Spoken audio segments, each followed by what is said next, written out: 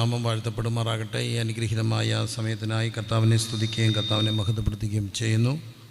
PVPA സോണലിൻ്റെ ആഭിമുഖ്യത്തിൽ നടത്തപ്പെടുന്ന നിറവെന്ന ഈ ശുശ്രൂഷയിൽ പങ്കുചേർന്നിരിക്കുന്ന എല്ലാ പ്രിയപ്പെട്ടവരെയും ദൈവം അനുഗ്രഹിക്കണമെന്ന് പ്രാർത്ഥിക്കുന്നു. ഇന്നത്തെ ശുശ്രൂഷയ്ക്ക് അധ്യക്ഷം വഹിക്കുന്ന പാസ്റ്റർ ഷിജോ ജോൺ, ഈ സോണലിൻ്റെ പ്രസിഡൻ്റായിരിക്കുന്ന പാസ്റ്റർ ഷൈൻ ബേബി, മറ്റ് PVPയുടെ എല്ലാ ഭാരവാഹികൾ, ഒപ്പം തന്നെ സെൻറ്ററിൻ്റെ ശുശ്രൂഷ വഹിക്കുന്ന പ്രിയപ്പെട്ട കർത്തദാസന്മാർ, പ്രിയരായ ദൈവദാസന്മാർ, മാതാപിതാക്കൾ, സഹോദരങ്ങൾ, ഏവരെയും ദൈവം അനുഗ്രഹിക്കട്ടെ എന്ന് പ്രാർത്ഥിക്കുന്നു. കർത്താവിൻ്റെ പരിശുദ്ധമായ പാദപീഠത്തിൽ നിറവെന്ന ഈ ശുശ്രൂഷയിൽ ദൈവസന്ധിയിലായിരിക്കാൻ കർത്താവ് നമ്മളെ ഇടയാക്കുന്നോർത്ത് സ്തോത്രം ചെയ്യുന്നു. കർത്താവ് നമ്മളെല്ലാവരെയും അനുഗ്രഹിക്കട്ടെ എന്ന് പ്രാർത്ഥിക്കുന്നു. നമുക്ക് നമ്മുടെ കണ്ണുകളടച്ച് ദൈവസന്ധിയിൽ പ്രാർത്ഥിക്കാം. ദൈവം ഇന്ന് രാത്രിയിൽ അല്പം കൊണ്ടും അധികം കൊണ്ടും നമ്മളെ അനുഗ്രഹിക്കുന്ന ദൈവത്തിൻ്റെ സന്ധിയിലേക്ക് ഇന്നെൻ്റെ രാത്രിയെ നമുക്ക് സമർപ്പിച്ചുകൊണ്ട് ദൈവസന്ധി പ്രാർത്ഥിക്കാം. Hallelujah, hallelujah. ഞാൻ എൻ്റെ കണ്ണ് പർവ്വതങ്ങളിലേക്ക് ഉയർത്തുന്നു. എൻ്റെ സഹായം എവിടെ നിന്ന് വരും? എൻ്റെ സഹായം ആകാശത്തെയും ഭൂമിയും ഉണ്ടാക്കിയ യഹോവയിൽ നിന്ന് വരുന്നു. കർത്താവേ, ഞങ്ങൾ അങ്ങയുടെ സന്നിധിയിലേക്ക് ഞങ്ങളുടെ കണ്ണുകളെ ഉയർത്തുന്നു. പകൽ മേഘസ്തംഭത്തിലും രാത്രി അഗ്നിസ്തംഭത്തിലും അങ്ങയുടെ മക്കളെ നടത്തിയ ദൈവമേ, ഈ രാത്രി ഞങ്ങളോട് അവിടുന്ന് സംസാരിക്കണമേ എന്ന് ഞങ്ങൾ അങ്ങയോട് പ്രാർത്ഥിക്കുന്നു. ശാന്തമായ അന്തരീക്ഷത്തിൽ ഈ ഒരു പട്ടണത്തിൻ്റെ കർത്താവെ ചേർന്നൊരുക്കിയ ഈ ക്രമീകരണത്തിനായി സ്തോത്രം ചെയ്യുന്നു. കർത്താവെ, ഇന്നും ഞങ്ങൾക്കിങ്ങനെ കൂടി വരുവാനൊക്കെ ഈ രാജ്യത്ത് കഴിയുന്നതിനായി സ്തോത്രം. ഞങ്ങളുടെ നാടിനെ അനുഗ്രഹിക്കണമേ. കടന്നു വന്ന എല്ലാ മക്കളെയും അനുഗ്രഹിക്കണമേ. PVPയുടെ പ്രവർത്തനങ്ങളെ അനുഗ്രഹിക്കണമേ. ജനത്തെ സമർപ്പിക്കുന്നു. പ്രാർത്ഥന കേട്ടതിനായി സ്തോത്രം. സർവ്വം ഞങ്ങൾക്ക് ജീവൻ വെച്ച അരുമരക്ഷകൻ്റെ പൊന്നുനാമത്തിൽ ഇന്ന് രാത്രിയെ സമർപ്പിച്ച് വചനത്തിന് മുമ്പാകെ ആയിരിക്കുന്നു. കൃപ തോന്നി കേട്ട് ഉത്തരം മറന്നുമാറാകണമേ. ആമേൻ, ആമേൻ, ആമേൻ. കർത്താവ് നമ്മളെ എല്ലാവരെയും അനുഗ്രഹിക്കട്ടെ. എല്ലാവർക്കും ഒരിക്കലൂടെ ക്രിസ്തീയ സ്നേഹ വന്ദനത്തെ എളിയദാസൻ അറിയിക്കുന്നു. കർത്താവ് നമ്മളെ സഹായിക്കട്ടെ. ഹല്ലേലൂയ. കൊരിന്ത്യർക്കെഴുതിയ ലേഖനത്തിലേക്ക് നമ്മുടെ ശ്രദ്ധയെ തിരിക്കാം. കൊരിന്ത്യർക്കെഴുതിയ ലേഖനം 2 കൊരിന്ത്യർ 8-ാമത് അധ്യായം 2 കൊരിന്ത്യർ 8-ാമത് അധ്യായം അതിൻ്റെ 9-ാമത്തെ തിരുവചനം. 2 കൊരിന്ത്യർക്ക് എഴുതിയ ലേഖനം 8-ാമത് അധ്യായം അതിൻ്റെ 9-ാമത്തെ തിരുവചനം. നമ്മുടെ കർത്താവായ യേശു ക്രിസ്തു സമ്പന്നനായിരുന്നിട്ടും അവിടുത്തെ ദാരിദ്ര്യത്താൽ നമ്മൾ സമ്പന്നരാകേണ്ടതിന് നമ്മൾ നിമിത്തം ദരിദ്രനായി തീർന്ന കൃപ നിങ്ങൾ അറിയുന്നുവല്ലോ. എല്ലാവരും ഒന്നുകൂടെ പറഞ്ഞേ. നമ്മുടെ കർത്താവായ യേശു ക്രിസ്തു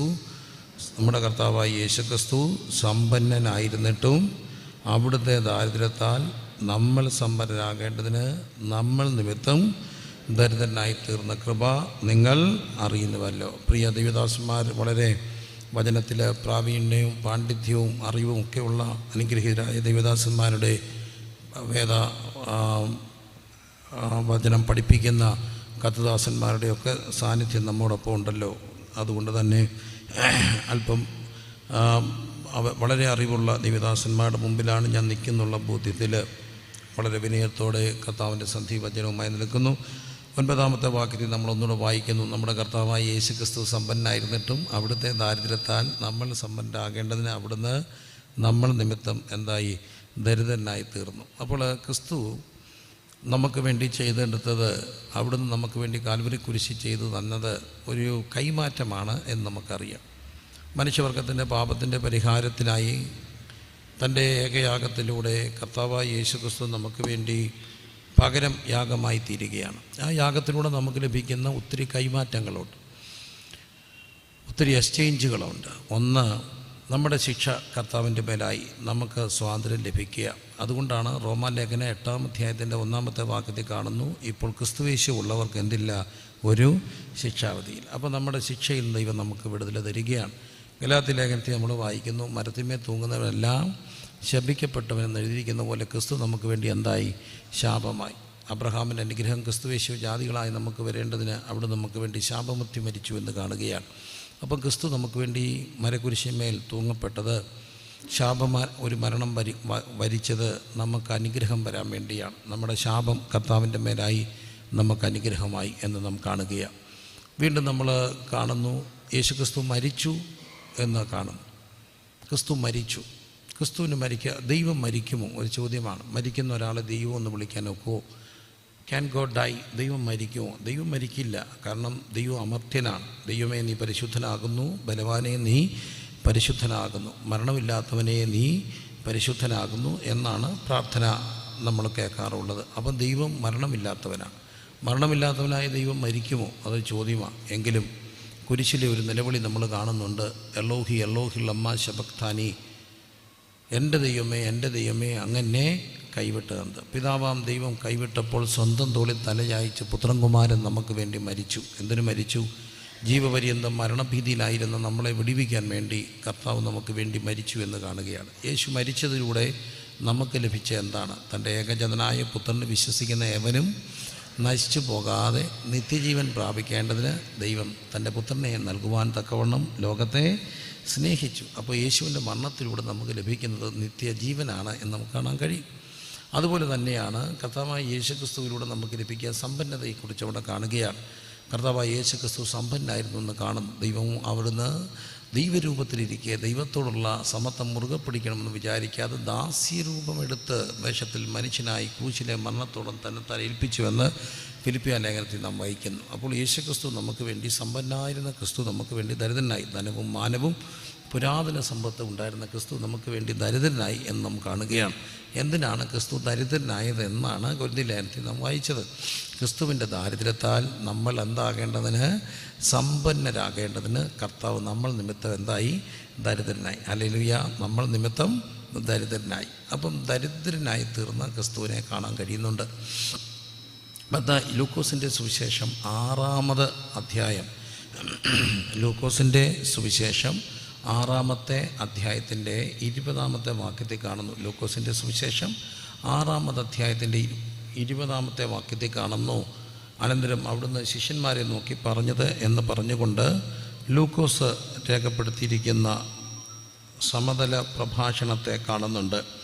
അത് 20-ാമത്തെ വാക്യത്തിലാണ്. അനന്തരം അവിടുന്ന് ശിഷ്യന്മാരെ നോക്കി പറഞ്ഞത്, ദരിദ്രരായ നിങ്ങൾ ഭാഗ്യവാന്മാരെന്നാണ്. എല്ലാവരും ആ വാക്കൊന്ന് ചേർന്ന് പറഞ്ഞേ, ദരിദ്രരായ നിങ്ങൾ ഭാഗ്യവാന്മാർ. ഒന്നുകൂടെ പറഞ്ഞേ, ദരിദ്രരായ നിങ്ങൾ ഭാഗ്യവാന്മാർ. മത്തായി എഴുതിയ സുവിശേഷം 5-ാമത് അധ്യായത്തിൻ്റെ 3-ാമത്തെ തിരുവചനത്തിൽ കാണുന്നു.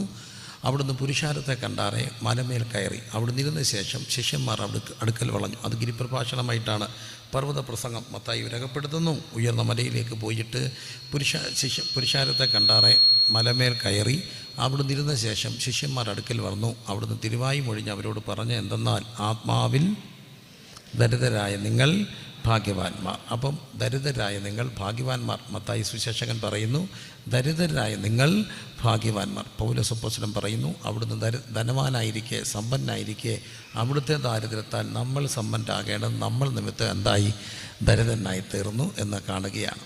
ദാരിദ്ര്യത്തെക്കുറിച്ചുള്ള ഒരു പുതിയ ഒരു ദർശനത്തെ ദൈവം അവിടെ നൽകുകയാണ്. ദരിദ്രരായ നിങ്ങൾ ആരാണ്? ഭാഗ്യവാന്മാരാണ്. വേദപുസ്തകം നമ്മൾ മുഴുവൻ പഠിക്കുമ്പോൾ ദരിദ്രൻ്റെ പക്ഷത്ത് ഇന്നുകൊണ്ടാണ് വേദപുസ്തകം എഴുതപ്പെട്ടതെന്ന് കാണാൻ കഴിയും. വേദപുസ്തകം എന്നും ദരിദ്രൻ്റെ പക്ഷത്താണ്, ക്രിസ്തു എന്നും ദരിദ്രപക്ഷത്താണ്. തെളിവ്, പഴയ നിയമത്തിൻ്റെ നിയമസംഹിതകൾ രൂപപ്പെടുത്തുമ്പോൾ അവരോട് പറയുന്നൊരു കാര്യമുണ്ട്. നിങ്ങൾ വയൽ കൊയ്യുമ്പോൾ, അന്ന് വയലാണ്, ഇന്ന് വയലുകളൊക്കെ അന്യമായിക്കൊണ്ടിരിക്കുക. ഒരു മനുഷ്യൻ കാർഷിക ഉപജീവനം കഴിക്കുമ്പോൾ അവരോട് പറയുന്നു, വയൽ കൊയ്യുമ്പോൾ നിങ്ങൾ അരികെ ചേർത്ത് എന്ത് ചെയ്യരുത്? കൊയ്യരുത്. ആർക്ക് വേണ്ടിയാണ്? പരദേശിക്കൊക്കെ വേണ്ടിയാണ്. അത് അരികെ ചേർത്ത് എന്ത് ചെയ്യാം? കാല പറക്കരുത് എന്ന് കാണുന്നു. ആ കാല പരദേശിക്കും അഗതിക്കും ഒക്കെ വേണ്ടിയുള്ളതാണ്. അപ്പം ദരിദ്രന് വേണ്ടി നിങ്ങൾ കാല പറക്കാതിടണം എന്ന് കാണുകയാണ്. നമുക്ക് വയലുകൾ അന്യം നിൽക്കുന്ന ഒരു കാലഘട്ടത്തിൽ നമ്മൾ ജീവിക്കുക.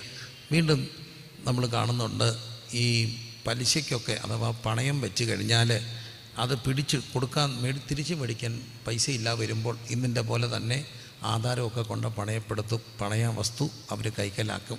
പണയ വസ്തു കൈക്കലാക്കുന്നത് ദാരിദ്ര്യം കൊണ്ടാണ്, തിരിച്ചു പിടിക്കാൻ അവന് നിവൃത്തിയില്ലാത്ത കൊണ്ടാണ്. അങ്ങനെങ്ങാണ് സംഭവിച്ചാൽ പഴയ നിയമത്തിൻ്റെ പുസ്തകത്തിൽ നമ്മൾ കാണുന്നു, ജൂബിലി ഇയർ വരുമ്പോൾ അഥവാ 50 വർഷം കഴിയുമ്പോൾ അത് ആർക്ക് തിരികെ കൊടുക്കണം? ഉടമസ്ഥന് തിരികെ കൊടുക്കണം. എന്തുകൊണ്ടാണ്? ദരിദ്രൻ്റെ ലോകത്ത് നിൽക്കുക. ദരിദ്രൻ്റെ കാലിൽ നിന്നുകൊണ്ടാണ് നിയമം എഴുതുക. ധനവാന് വേണ്ടിയല്ല നിയമം രൂപപ്പെടുത്തിയിരിക്കുന്നത്. അതുകൊണ്ട് എന്താ ദരിദ്രർക്ക് ഗുണം? ഒരു തലമുറ കഴിഞ്ഞാൽ പോലും അന്യം നിന്ന് പോയ അവരുടെ വസ്തുക്കളൊക്കെ അവർക്ക് തിരിച്ചു കിട്ടാൻ കഴിയുന്നു. അപ്പോൾ ഇന്നും ദരിദ്രപക്ഷത്താണ് വേദപുസ്തകം എന്നും ദരിദ്രപക്ഷത്താണ് ക്രിസ്തു. ആ ക്രിസ്തു പറയുകയാണ്, ദരിദ്രരായ നിങ്ങൾ ആരാണ്? ഭാഗ്യവാന്മാരാ. ചേർന്ന് പറഞ്ഞേ, ദരിദ്രരായ നിങ്ങൾ ഭാഗ്യവാന്മാർ. എന്തുകൊണ്ടാണ് ദരിദ്രരായ നിങ്ങൾ ഭാഗ്യവാന്മാരെന്ന് പറയുക? ദരിദ്രം ഭാഗ്യമാണോ? ആരെങ്കിലും ദാരിദ്ര്യത്തെ ഭാഗ്യമായിട്ട് കാണാറുണ്ടോ? ഇല്ല. പിണങ്ങരുത്. ഒരു വാക്ക് പറഞ്ഞാൽ മോശമാണെന്ന് ചിന്തിക്കരുത്. ദേഷ്യം വരുമ്പോൾ മുണ്ടക്കയോ റാന്നിയുമായിട്ട് വലിയ ദൂരമില്ല. അപ്പോൾ അതുകൊണ്ട് നമ്മുടെയൊക്കെ ഭാഷ ഏതാണ്ടൊക്കെ ഒരുപോലാണ്. ദേഷ്യം വരുമ്പോൾ മലയാളി ഒരുപോലെ, സെൻട്രൽ കേരള മലയാളി ഉപയോഗിക്കുന്നൊരു വാക്കുണ്ട്, പോടാ ദരിദ്രവാസി. വിളിക്കത്തില്ലേ? എന്തുകൊണ്ടാണ് ദരിദ്രവാസി എന്നുള്ള വാക്കിൻ്റെ അർത്ഥം എന്താ? പദം പിരിച്ചെഴുതിയ പരീക്ഷ വരിക, മലയാള പദം പിരിച്ചെഴുതിയാൽ ദാരിദ്ര്യത്തിൽ വസിക്കുന്നവനാരോ അവൻ്റെ പേരെന്താ? ദരിദ്രവാസി. പക്ഷേ ഇന്ന് വരെ ആരെങ്കിലും പോടാ സമ്പന്നവാസി എന്ന് വിളിച്ച് കേട്ടിട്ടുണ്ടോ? ഇല്ല. നമുക്കിഷ്ടമില്ല ദരിദ്രവാസി. ദരിദ്രമാണ്. ഇനി പിണങ്ങരുതേ. ഇഷ്ടപ്പെട്ടില്ലെങ്കിൽ അവൻ പറയും, അവൻ ആളെന്തൊരു ചെറ്റയാ. ചെറ്റത്തരം പറയാറില്ലേ? ചെറ്റ എന്ന് പറഞ്ഞ അർത്ഥം എന്താ? ചെറ്റപ്പുരയിൽ താമസിക്കുന്നവൻ ആരോ അവൻ്റെ പേരെന്താ? ചെറ്റ. എന്നാൽ ഇന്ന് വരെ ആരെങ്കിലും പോട 2 നിലയെന്ന് വിളിച്ച് കേട്ടിട്ടുണ്ടോ? ഇല്ല. പോട കോൺക്രീറ്റ് കെട്ടിടമെന്ന് വിളിച്ച് കേട്ടിട്ടുണ്ടോ? ഇല്ല. അപ്പം നമ്മൾ ചെറ്റ എന്ന് വിളിക്കുന്നു. ദാരിദ്ര്യമായിട്ട് ബന്ധപ്പെട്ടൊരു വാക്കാണ് ചെറ്റപ്പുരയാണ്. അപ്പോൾ ചെറ്റപ്പുര അല്ലെങ്കിൽ കുടിൽ അല്ലെങ്കിൽ വളരെ ഒരു ലോ ലെവൽ ലിവിങ് അവസ്ഥയാണ്. അത് നമുക്കിഷ്ടമില്ലാത്തതുകൊണ്ടാണ് വാക്കുകളിൽ പോലും നമ്മളതിനെ മോശമായിട്ട് ചിത്രീകരിക്കുക. അപ്പം ദാരിദ്ര്യം മനുഷ്യർക്ക് ഇഷ്ടമുണ്ടോ? ഇല്ല. ദാരിദ്ര്യം എന്നുള്ളൊരു വാക്ക് മനസ്സിലേക്ക് വരുമ്പോൾ നമ്മുടെ മനസ്സിൽ സ്വാഭാവികമായിട്ടും വരുന്ന ഒരു ചിന്ത സാമ്പത്തികമായ ദാരിദ്ര്യമാണ്. ഓഫ് കോഴ്സ് ദാരിദ്ര്യം സാമ്പത്തികമായിട്ടൊക്കെ ബന്ധപ്പെട്ടാണെങ്കിലും സാമ്പത്തികമായ ദാരിദ്ര്യം ഉള്ളവർ, ധനമുള്ളവർ പോലും മറ്റു പലതിലും ദരിദ്രരാണെന്ന് നമുക്ക് കാണാൻ കഴിയും. സാമ്പത്തികമായ ഓക്കെയാണ്, കേൾക്കത്തില്ല? എല്ലാവർക്കും കേൾക്കാമല്ലോ അല്ലേ? കേൾക്കാം. അപ്പം സാമ്പത്തികമായ ദാരിദ്ര്യം അനുഭവിക്കുന്നവർ പോലും മറ്റു പലതിലും ദരിദ്രരാണെന്ന് കാണാൻ കഴിയും. അപ്പോൾ ഞാൻ വേദപുസ്തകത്തിലൂടെയും മനുഷ്യനിലൂടെയും ഒക്കെ കണ്ടെത്തിയ ചില ദാരിദ്ര്യ മേഖലകളെ ഞാൻ ഈ ദിവസങ്ങളിൽ കർത്താവിനെ ചിന്തിപ്പിക്കാറുണ്ട്. അവിടെയെല്ലാം ദാരിദ്ര്യൻ ഭാഗ്യവാൻ എന്ന് പറയാൻ കാര്യം നമ്മുടെ ദാരിദ്ര്യത്തിലാണ് നമുക്ക് കർത്താവിനെ കുറച്ചുകൂടെ അനുഭവിക്കാൻ കഴിയുക. ദാരിദ്ര്യത്തിലും വിഷമത്തിലും ഒക്കെയാണ് ക്രിസ്തു കുറച്ചുകൂടെ നമുക്ക് അനുഭവവേദ്യമാകും. സമ്പന്നതയിൽ നമ്മൾ അത്രയും കർത്താവിനെ അറിയണമെന്നില്ല. ദാരിദ്ര്യം വചനം പറയുന്നു 6:20, ദരിദ്രരായ നിങ്ങൾ ഭാഗ്യവാന്മാർ. മറക്കരുത്, നമ്മുടെ തീം നിറവാണ്. ദരിദ്രരായ നിങ്ങൾ ആരാണ്? ഭാഗ്യവാന്മാർ. ദാരിദ്ര്യമെന്ന് പറയുമ്പോൾ സാമ്പത്തികം മാത്രമാണോ ദാരിദ്ര്യം? ശ്രദ്ധിക്കണേ. മാർച്ച് ഫെബ്രുവരി പരീക്ഷാ പേടിയുടെ ദിവസങ്ങളാണ്. പിള്ളേർക്ക് മാത്രമല്ല, അപ്പനും അമ്മയ്ക്കും എല്ലാം പേടിയാണ്. ഇന്ന് ഒത്തിരി മക്കൾ എൻ്റെ അടുക്ക പ്രാർത്ഥിക്കാൻ വന്നു. അവർ പലരും കരയുകയാണ്. എന്തിനാ മക്കളെ കരയുന്നേ? പേടിയാ. കേൾക്കാൻ തോന്നുന്നു. എല്ലാവർക്കും കേൾക്കാം? കേൾക്കത്തില്ല? പുറകെ കേൾക്കാമോ? ഓക്കെ. ഹൗൾ ചെയ്യുന്നുണ്ട്. അപ്പോൾ ദരിദ്രരായ നിങ്ങൾ ആരാണ്? ഭാഗ്യവാന്മാർ. ഓക്കെ, ശരി. അപ്പം ശ്രദ്ധിച്ച് കേൾക്കുക. ഈ ദാരിദ്ര്യം എന്ന് പറയുമ്പോൾ ബുദ്ധിപരമായ ദാരിദ്ര്യം അനുഭവിക്കുന്ന ഒത്തിരി പേരുണ്ട്. ഇന്നെല്ലാവരും മിടുക്കരാണ്. പണ്ടൊരു 10ാം ക്ലാസ് ഗവൺമെൻറ് സ്കൂളിൽ, സെൻട്രൽ സിലബസ് അല്ല, ഗവൺമെൻറ് സ്കൂളിൽ റിസൾട്ടൊക്കെ വരുമ്പോൾ ഒരു 10 വർഷം മുമ്പ് SSLC എഴുതുന്ന സമയത്ത് ഒരു സാധാരണ നാട്ടിൻപുറത്തെ സ്കൂളിൽ 2 distinction, 5 first class, 3 second class, കുറേ പേര് തോറ്റു, കുറേ പേര് ജയിച്ചു. അതുകൊണ്ട് തന്നെ റിസൾട്ടുമായിട്ട് ആദ്യം വരുന്ന പാരൽ കോളേജുകാരാ. മുക്കിലും മൂലയ്ക്കുമൊക്കെ പലകയടിച്ച കുറച്ച് പാര കോളേജ് കാണും. യുണൈറ്റഡ്, പിന്നെ മിനർവ എന്നൊക്കെ പല പേരിലുകൾ പലകയൊക്കെ അടിച്ച കുറച്ച് അഭ്യസ്തവിദ്യരായ ചെറുപ്പക്കാരുടെ ഉപജീവന മാർഗമായിരുന്നു പാരൽ കോളേജുകൾ. ഓൾമോസ്റ്റ് നിന്നു. പാരൽ കോളേജ് കുറവല്ലേ? കാണാനില്ല. കാരണം എല്ലാവരും ജയിക്കുക. എല്ലാവരും ജയിക്കുമ്പം തോക്കുന്നവരുടെ എണ്ണം കുറയുക. അപ്പോൾ എല്ലാവരും മിടുക്കരാണ്. എല്ലാവരും മിടുക്കരാകുന്ന ലോകത്തും പുറകെ പോകുന്ന കുറച്ച് മക്കളെ നമുക്ക് കാണാൻ കഴിയും. അതിപ്പോഴാണ് ഐഡൻറ്റിഫൈ ഒക്കെ ചെയ്യുന്നുണ്ട്. സാധാരണ സ്കൂളുകളിൽ പോലും വിദേശ രാജ്യങ്ങളിലൊക്കെ അത് കൃത്യമായിട്ട് ഐഡൻറ്റിഫൈ ചെയ്യാനും അവരെ അതിനുള്ള ട്രെയിനിങ് കൊടുക്കാനുള്ള സംവിധാനമൊക്കെ ഉണ്ട്. പക്ഷേ നമ്മുടെ രാജ്യത്ത് അത് ഇന്നുമില്ല. ലേണിംഗ് ഡിഫിക്കൽറ്റി മുതൽ പഠന വൈകല്യ പ്രശ്നങ്ങളെ മനസ്സിലാക്കുന്ന ഒത്തിരി സംവിധാനങ്ങൾ ഇന്നുണ്ട്. പണ്ട് അതില്ല. പണ്ട് ഒരൊറ്റ കോളിലാണ് എല്ലാവരെയും കൂടെ ഒറ്റ കാറ്റഗറിപ്പെടുത്തും. പഠിക്കാൻ മൊണ്ണയാന്ന് പറഞ്ഞാൽ ഒറ്റ റെമഡിയേ ഉള്ളൂ, അടിയോടടിയാണ്. സ്കൂളിലടി, സാറന്മാരോട് പറയും വെച്ച് കീറിക്കോളാൻ പറയും. എൻ്റെ കൊച്ച ഒരു മയവും കാണിക്കേണ്ട. അനുവാദം കൂടെ കിട്ടിക്കഴിഞ്ഞാൽ പിന്നെ അടിയുടെ പേട്ടതുള്ളല്ല. ആൺപിള്ളേരെ ആണെങ്കിൽ കണക്ക് മാഷന്മാർ എവിടെ പിച്ചോന്നറിയാമോ? കിട്ടിയിട്ടുണ്ടോ? ഇപ്പോഴത്തെ പിള്ളേർക്കതറിയില്ല. ഈ അകം തുടക്കി പിച്ചും. നല്ല കണക്ക് സാറന്മാർ അകം തുടക്കി പിച്ചുമ്പോഴാണ് സൈക്കിൾ കയറ്റം പഠിക്കുന്നത്. തണ്ട് ഇങ്ങനെ ചവിട്ടും നിന്ന് വെയിറ്റ് 80 കിലോ ഉള്ളവന് സാറിൻ്റെ കയ്യിൽ ഇങ്ങനെ പൊങ്ങി വരും. എന്തിനാ അടി കിട്ടിയത്? എനിക്ക് കിട്ടിയിട്ടുള്ളത് കൂടുതലും sine theta by cos theta. Cos theta by ഈ ഗുണം ഇതുണ്ട്. എന്ത് ഗുണമുണ്ടായെന്ന് എനിക്കറിയത്തില്ല, പക്ഷെ പിച്ച് ഇഷ്ടം പോലെ കിട്ടിയിട്ടുണ്ട്. A+B the whole squared is equal to A squared plus 2AB. ഇതുകൊണ്ട് വല്ല ഗുണം നിത്യജീവിതത്തിൽ ആർക്കെങ്കിലും ഉണ്ടായിട്ടുണ്ടോ? ഇല്ല. പക്ഷെ നമുക്കെല്ലാം എന്ത് കിട്ടി? പിച്ച് കിട്ടി. എല്ലാത്തിനും പിച്ച് കിട്ടി. പിച്ച് കിട്ടിയത് അവിടെ അടി ഇവിടെ അടി, എല്ലായിടത്തും അടിയോട്ടടിയാ. അപ്പോൾ ഈ പഠിക്കാൻ എല്ലാവർക്കും ബുദ്ധി ഒരുപോലെ ആയിരിക്കണമെന്നില്ല. ചില ബിടെക് മെക്കാനിക്കൽ പാസ്സായവന് സ്പാനർ പിടിക്കാൻ അറിയത്തില്ല. പക്ഷേ ബിടെക് മെക്കാനിക്കൽ അറിയത്തില്ലെങ്കിലും മുഴുവൻ പാർട്സും അഴിച്ച് ഫിറ്റ് ചെയ്യുന്ന കൊച്ചു പിള്ളേരുണ്ട്. അവർക്ക് അവരുടെ ഈ കണക്ക് പഠിക്കാനുള്ള ബ്രെയിൻ്റെ ഭാഗം മോശമായിരിക്കാം, ടെക്നിക്കൽ ഭാഗം മിടുക്കലായിരിക്കാം. എന്നാൽ മറ്റൊരിടത്തൊക്കെ സ്കിൽസൊക്കെ ഡെവലപ്പ് ചെയ്യാം. നമ്മളവിടെ അടിസ്ഥാന വിദ്യാഭ്യാസം ആരായതുകൊണ്ട് നമ്മളെങ്ങനെ എല്ലാവരെയും അടിച്ചു പഠിപ്പിക്കാനാണ് നോക്കുക. അപ്പോൾ അടിയുടെ ലോകത്താണ്. ചിന്തിപ്പിച്ചത് ഒരു സംഭവമാണ്. ഞാനൊരു വീട്ടിൽ സന്ധ്യയ്ക്ക് പ്രാർത്ഥിക്കാൻ ചെന്നു. ആ വീട്ടിലെ കുടുംബ പ്രാർത്ഥനയുടെ സമയത്ത് എളിയദാസനും അവിടെ ഇരുന്നു. എല്ലാവരും പ്രാർത്ഥിക്കുമ്പോൾ അവിടുത്തെ കുഞ്ഞു പ്രാർത്ഥിച്ചു. കളിയല്ല, തമാശയല്ല. He was very serious. അവൻ ഭയങ്കര ഗൗരവമായിട്ടാണ് പ്രാർത്ഥിച്ച്, മുട്ടുകുത്തി കരഞ്ഞാണ് പ്രാർത്ഥിച്ച്. അറിയാം, തമാശയ്ക്ക് പ്രാർത്ഥിക്കുകയല്ല. കുഞ്ഞിൻ്റെ പ്രാർത്ഥന എന്നടുത്ത് അറിയാമോ? ആ കുഞ്ഞങ്ങോട്ട് കരഞ്ഞോർക്കപ്പോൾ യേശുപ്പച്ച ഇന്ന് സ്കൂളിൽ പറയും, ആ ടീച്ചർ ഏതാണ്ടല്ല അവിടെ പഠിപ്പിച്ചു, എനിക്കൊന്നും മനസ്സിലായില്ല. എനിക്ക് മനസ്സിലായില്ലെന്ന് ആ ടീച്ചർക്ക് മനസ്സിലായില്ല. അവനെന്നെ തല്ലി. ഞാൻ കാര്യം പറഞ്ഞൊക്കെ എനിക്ക് വല്ലാതെ നൊന്ത. യേശുപ്പച്ച ഒന്നീ ആ ടീച്ചറെ മാറ്റ്, അല്ലേ ബുദ്ധിത ഏതെങ്കിലും ഒന്ന് ചെയ്യും. ഒന്നീ ടീച്ചറെ മാറ്റ്, അല്ലേ ബുദ്ധിത ഏതെങ്കിലും ഒന്ന് ചെയ്യും കർത്താവേ എന്നവൻ ഗൗരവമായിട്ട് യേശുവിനോട് പ്രാർത്ഥിച്ചപ്പം എനിക്ക് മനസ്സിലായി അവൻ്റെ ബുദ്ധിയുടെ പരിമിതിയുണ്ട്.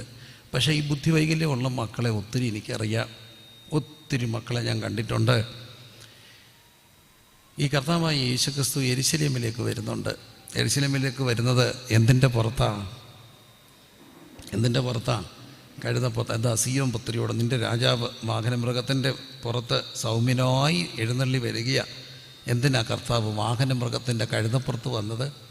എനിക്കത് വല്ലാത്തൊരു ചോദ്യമായിരുന്നു. കാരണം മനുഷ്യരെല്ലാവരും ചെറിയ വണ്ടികളിൽ നിന്ന് വലിയ വണ്ടികളിലേക്കും ഉന്നതികളിലേക്കുള്ള യാത്രകളാണ്. പ്രത്യേകിച്ച് നമുക്കറിയാം, രാജാക്കന്മാരാകുമ്പോൾ വലിയ വാഹനങ്ങളും രഥങ്ങളും ഒക്കെ വേണം.